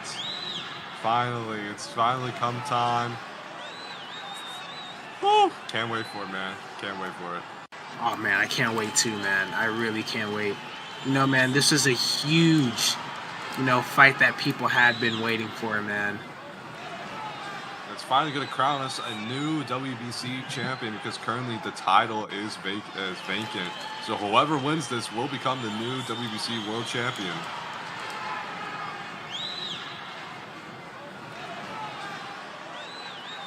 Yeah, we're going to get things situated here. Main event soon to be starting. And once more, it will be for the vacant WBC title. We're going to give ourselves a minute to set up. Yeah, this entire card has just been relatively amazing. It's been a wild ride since the prelims to this, man. And Lee says that he hopes that Ellison wins. Clyde, do you have any prediction on who might win, or who do you want to win? I don't know. I really don't know.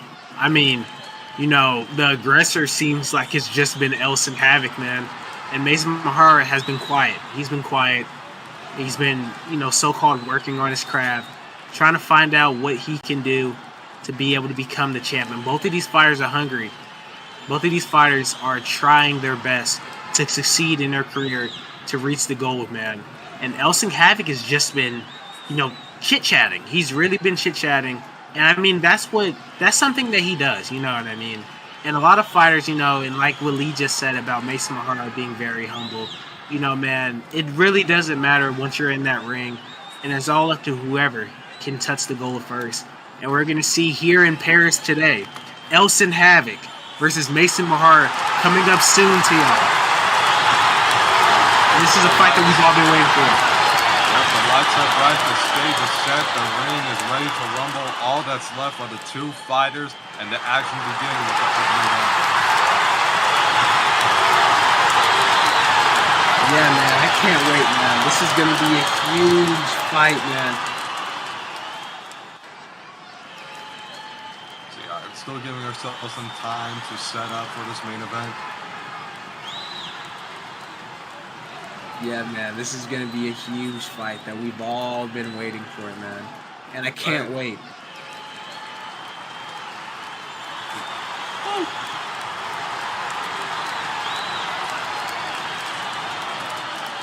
My goodness, that lineup is truly extraordinary.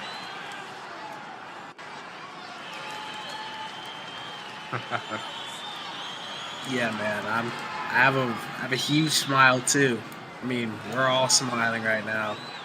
You know, man, I can't wait for this fight that's about to happen soon to everybody here. And none other than Paris. You know, man, this is gonna be a huge, event. And I can't wait. I really can't wait, man. Oh yeah, baby. Oh yeah. And I don't even really know how to, pronounce the Intuit Dome. I think that's how to pronounce it. Yeah, into it down. All right, but we're gonna get started up here soon, ladies and gentlemen. It seems like we're all prepared, setting up. So please sit back, relax, Yep, and enjoy very the beautiful walkdowns. arena. Very beautiful. Yep, it's my first time too. I've been all across the world with commentating in, other feds and other places and stuff like that. And I would have to say, man, I'm enjoying my time, here in Paris, and maybe we can all, go get something to eat afterwards, because Big Daddy's kind of hungry. I'm also hungry. I do not have a good chance to eat lunch, but as soon as we're done, I'm gonna be devouring, man. Yeah, Man. I mean, right now, waiting for this fight that's gonna soon to happen, and everyone's been waiting for. I did have an interview with the champ, and the champ is just, oh my god, man, this man just loves the thrill to just put his hands on his opponents, and I think he's about to come out right now. Yeah, he's getting ready. You tell him, Tyler.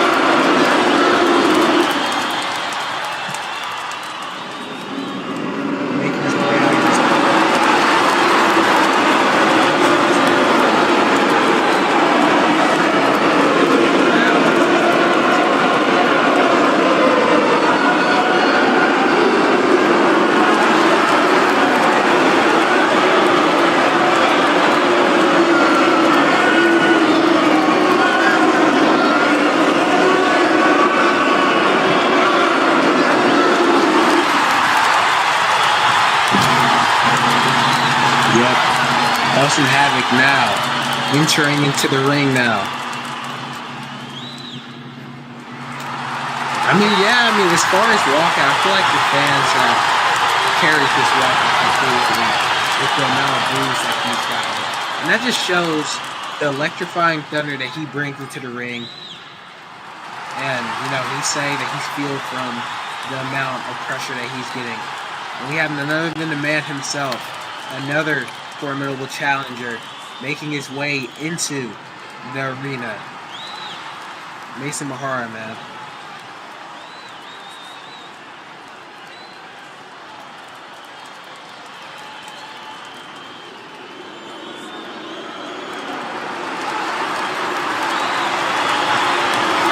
One thing I have to say about Mason Mahara, which I'm really saying right now, is the amount muscles that he has on his legs, man. His legs are just completely jacked.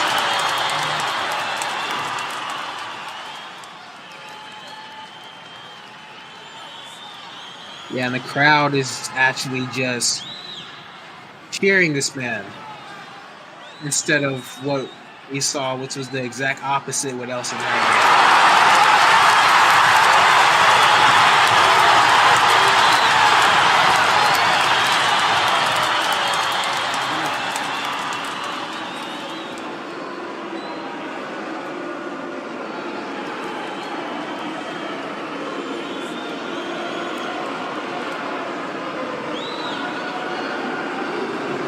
Yeah, most definitely, Samuel. This has been an elite walkout.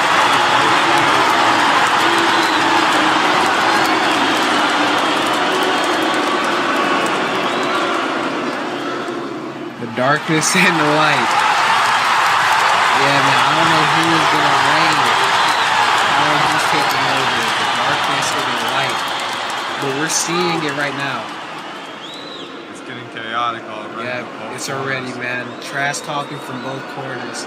But we're going to kick things off with Pablo so he can do introductions. Oh, man, yeah, they're just, yeah, this is amazing. We might have to bring in security.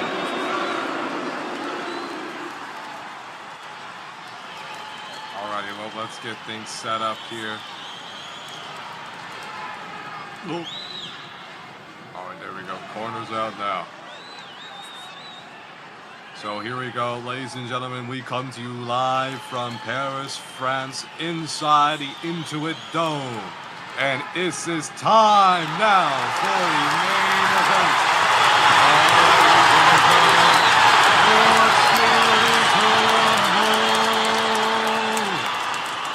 Introducing first. Fighting out of the red corner.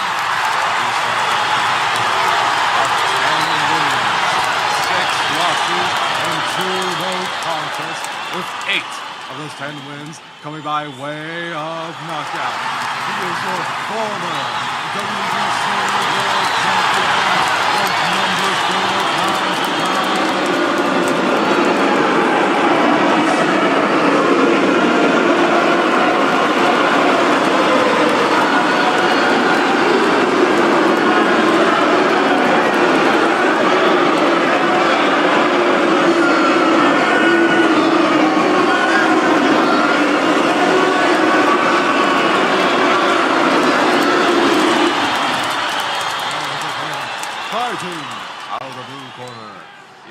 for professional record of 7 wins, 2 losses, and 2 no contests. All 7 wins coming by way of knockout. Currently on a 4-5 win streak. He is ranked number 5 pound for pound in the world. Ranked number 2 WBO, WBO, and WBO organizations.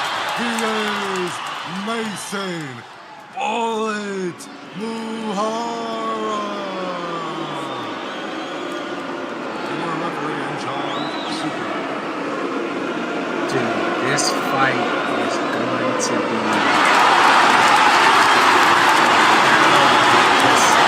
You can just hear it from the crowd. Why is that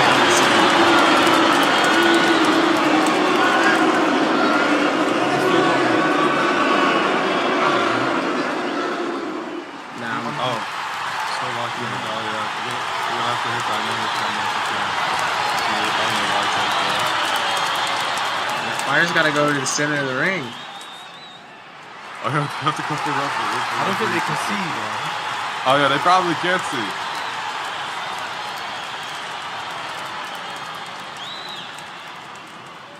Nelson needs to get to the center. There we go. This is it, okay. There it is. Alright, we're gonna get ready as soon as the referee's instructions are done. Muhara wants to use the bathroom real quick though.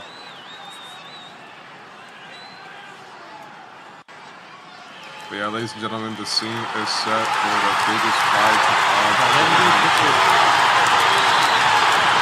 Everyone has been waiting, man. I've been waiting. Everyone has been waiting. This is gonna be one hell of a fight.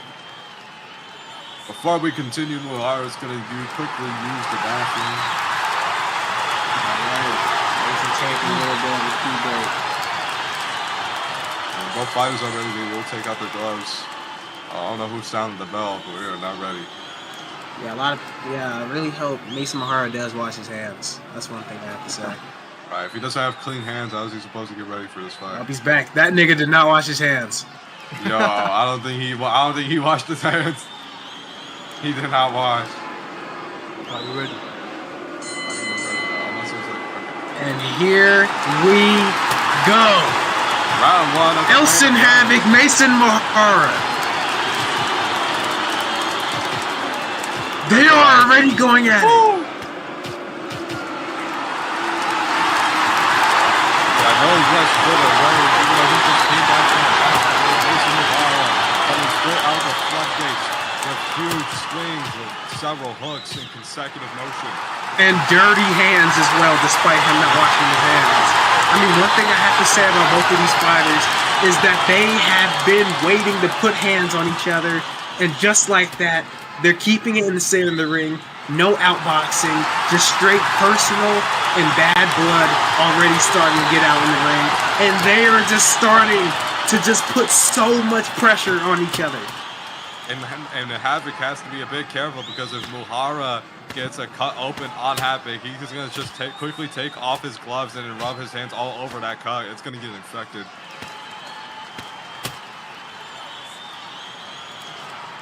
Yeah, just continuing on with already this big round 1. Good blocks right there from Havoc, showcasing a very tight guard for defense.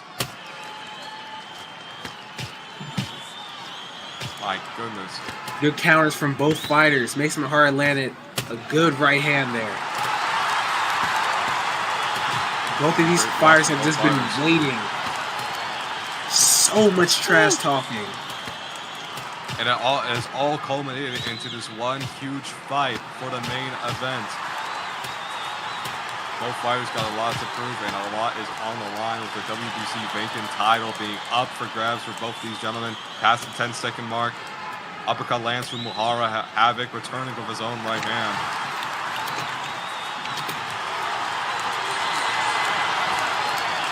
That's going to end round 1. So going to a quick intermission break. That was a bit of a back and forth. Round 1. Clout, what was your thoughts? Man, I don't know what to think, man. Both rounds, well, both fighters had a good round. That was a good round from both fighters. Both of these fighters have been waiting to put hands on each other, and they are exactly doing that. No rocks, just straight infighting. Just straight hooks, right hands, countering. Both fighters are not slowing down, and, you know, the hand is getting hot for both of these fighters, and they're both pulling the trigger completely. What about you, Pablo? I mean, really, that round 1 was really just kind of back and forth. I mean, I'm still a bit concerned because Mahara didn't wash his hands after using the bathroom, but he's still able to pull off a good performance. But I think that karma is going to catch up to him eventually for not washing those hands.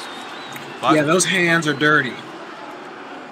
But hey, on a more serious standpoint, I cannot tell you who's going to win this fight. It's going to be back and forth. Oh, Elson is rocked! Huge uppercut! We just jumped into round 2, and already big things are happening.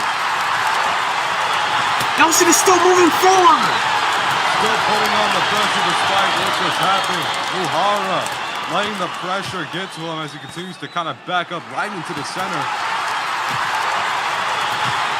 That was a huge uppercut from Mason Mahara. Right out of the floodgates, right onto the chin. Mahara not holding anything back. That snapped Havoc's head back completely, but he kept moving forward. That's the grit that he holds. Elson Havoc is just hungry, man. Absolutely. He has not ate anything in a while, and he is ready to devour. But Elson Havoc, this is such a dirty fight, man. I'm sorry, Pablo. This is such a dirty fight. No need, because I mean, you gotta say everything that's going on. It's very high action, high energy, high pace, high everything. You gotta make sure you keep up, because the moment you get lost, you're not gonna be able to catch up. Yep, dirty fighting, as in hooks being landed, like uppercuts, just literally breathing on each other, just throwing straight volume with their strikes, non-washed hands, everything. This is just dirty, and this is personal. the poo smell is getting everywhere in the ring. It's gonna definitely affect everybody's sense of smell. This is amazing. All right, we're getting. Oh, closer. this is just so much volume being thrown from both fighters, and neither of them are backing up, Pablo. All right, we're getting closer to that 10-second mark now. Let's see if anything big happens. Havoc needs to watch out for those hooks because if he even if he just kind of weaves back, if those hands get under his nose, serious damage to the nasal structure. Yeah, and that was a good hook there from Elson, and they both traded shots before the referee had to step in super. Oh man, this is such a just amazing fight that we're both seeing. Two technical fighters, two aggressive fighters, two fighters who hold so much power and knockouts, and we're just seeing it right now. All right. I mean, like you said before, the volume has been absolutely insane from starting from round 1. Really, they are not holding anything back. They do not care about stamina. They do not care about trying to go the full 8 rounds. They want to make sure that when they okay, fair No more enough. unwashed hands No on. more, I no got more. you. I got you. 'Cause to be fair, they just want to go big or go home. Because I tell you, if one of these big shots lands very well up high, they are not going to be able to get up whatsoever. Yeah, man, and just like that, Mason Mahara takes the center of the ring first. Elson Havoc still pushing his way in. Good lead hand, landing with a hook. Now they're in the corner, they're just kind of staring at each other. Kind of anticipating one or the other to like make the Yep. move. It was Havoc who was going to Yep, initiate this that is move. not checkers. This is chess. This is a strategic fight for both of these fighters. This is amazing. Right uppercut lands for Havoc. Muhara continues to play according to what Havoc wants to set for the distance. Havoc This is gets a amazing. hook landed in. Everyone is quiet. Everyone's just paying attention.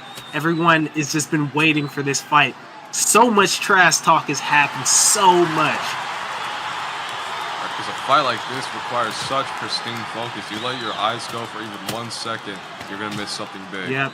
Right, Just straight the lines. amount of energy that was being thrown in this fight. Trash talking. Like, so much personal stuff being brought up. Peeing people at 4 in the morning. And now he's down. Mahara is down. He got up at 3.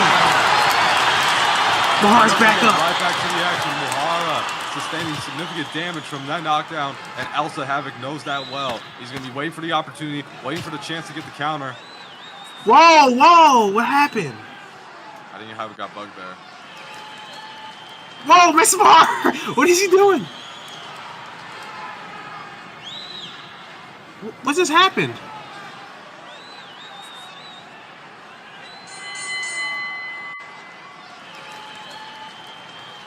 Bro, he just stood still, bro. What the fuck is he doing? I don't know what just happened there. Alright, go. Get out. Get out. Get out.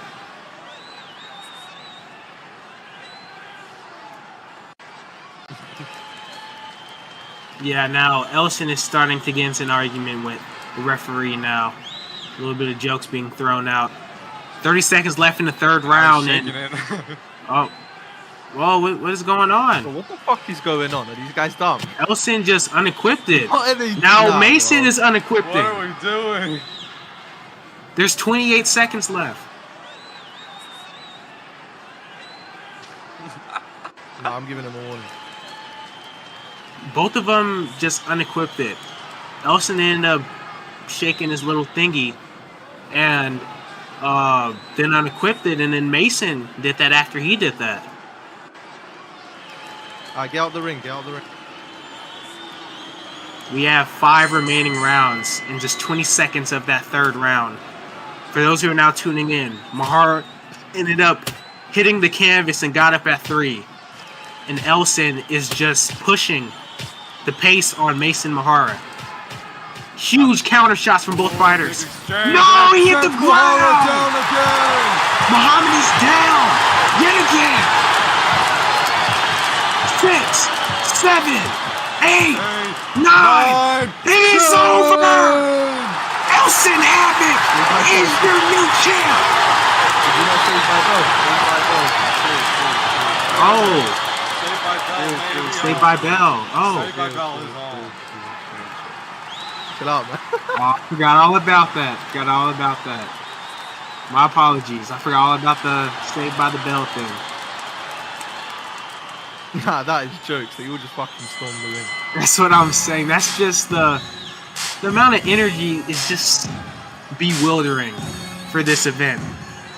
The amount of energy that people want, man. That is 2 rounds that has been scored with knockdowns. And Elson Havoc in his corner are just having fun. They're just having fun right now. And Mahara is trying to figure out what he can do to get himself back into this fight, despite it being now 4 rounds left.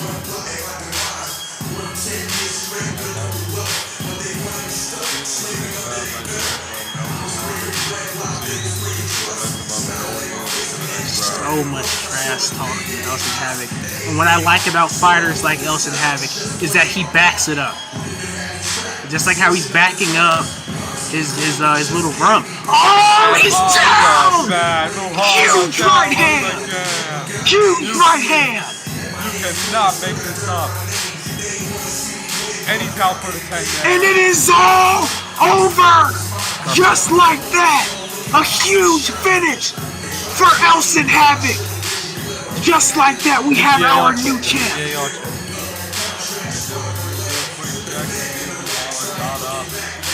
Wait, I'm checking.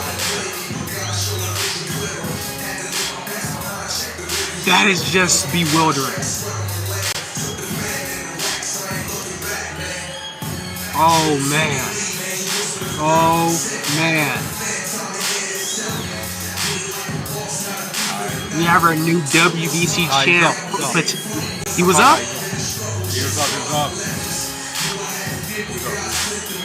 He was up?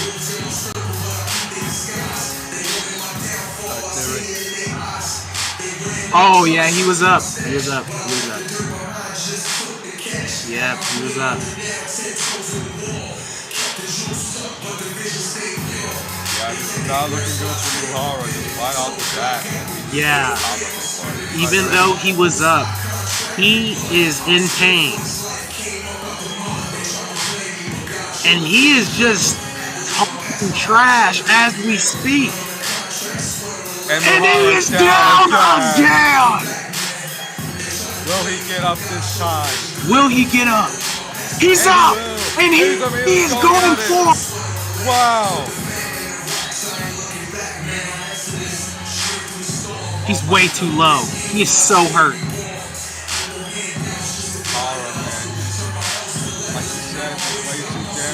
Elson Havoc, he wants to end things up. He wants to go big or go home. And he is down again! 3rd knockdown! And this might be the final one. That has to be it. That has to be it. Yeah, it's out.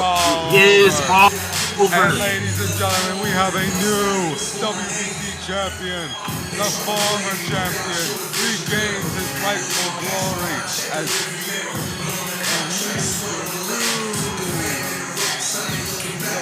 title. The fight ended I gotta reset my cameras, bro. And as soon as we get everything situated, we'll head over to the official announcement and crown our new WBC champ.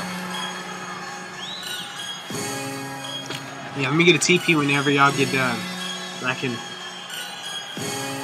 help out both fighters. Okay. The referee calls a stop to this contest. 1 minute into round number 4. With your winner by knockout. And now, a 2-time WBC champion of the world, the Darkness, Elson Havoc. Sam, I just need a TP and Mike have to be set. All right, we're gonna start off with the new WBC owner of the belt. Then I'll move on to Mason Mahara. Let's get him up because I know he has some words to say. He most definitely has some words to say, man. This was such a huge fight. Oh, I'm doing just well, man. I'm trying to get you up here, man. I'm trying to get you up here.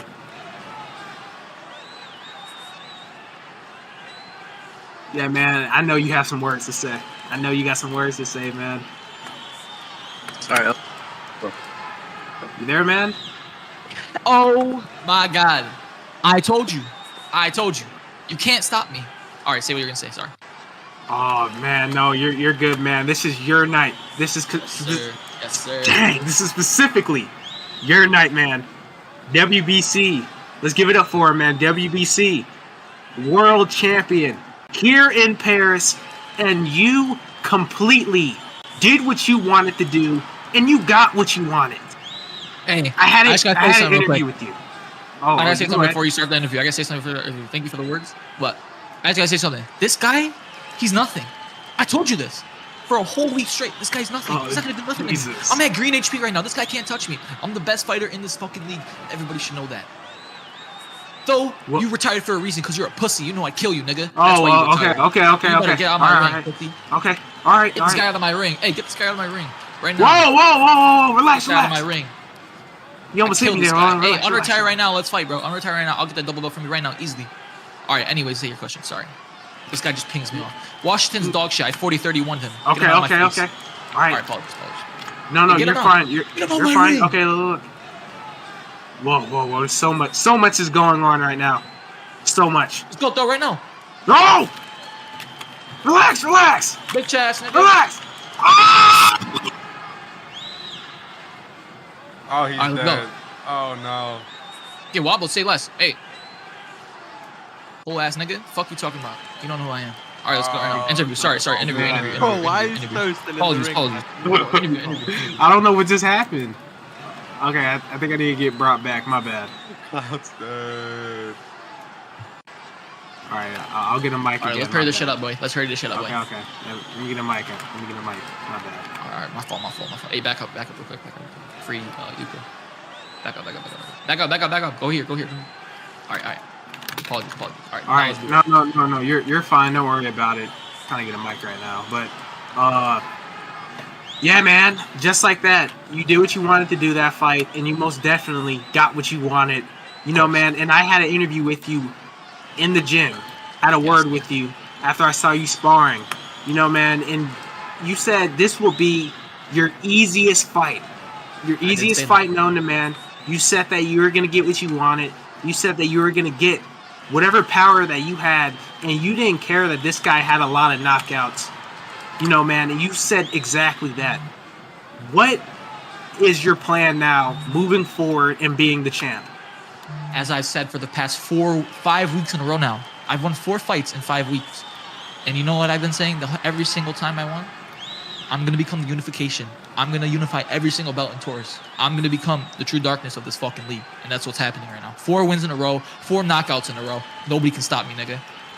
Yep, and you said that. And I did say, one second, Mason Mohara, you're a fraud. You fought bums, and I showed that today. Washington Rasad, you're a bum. I showed that. Everybody I fought is a bum, and I showed that.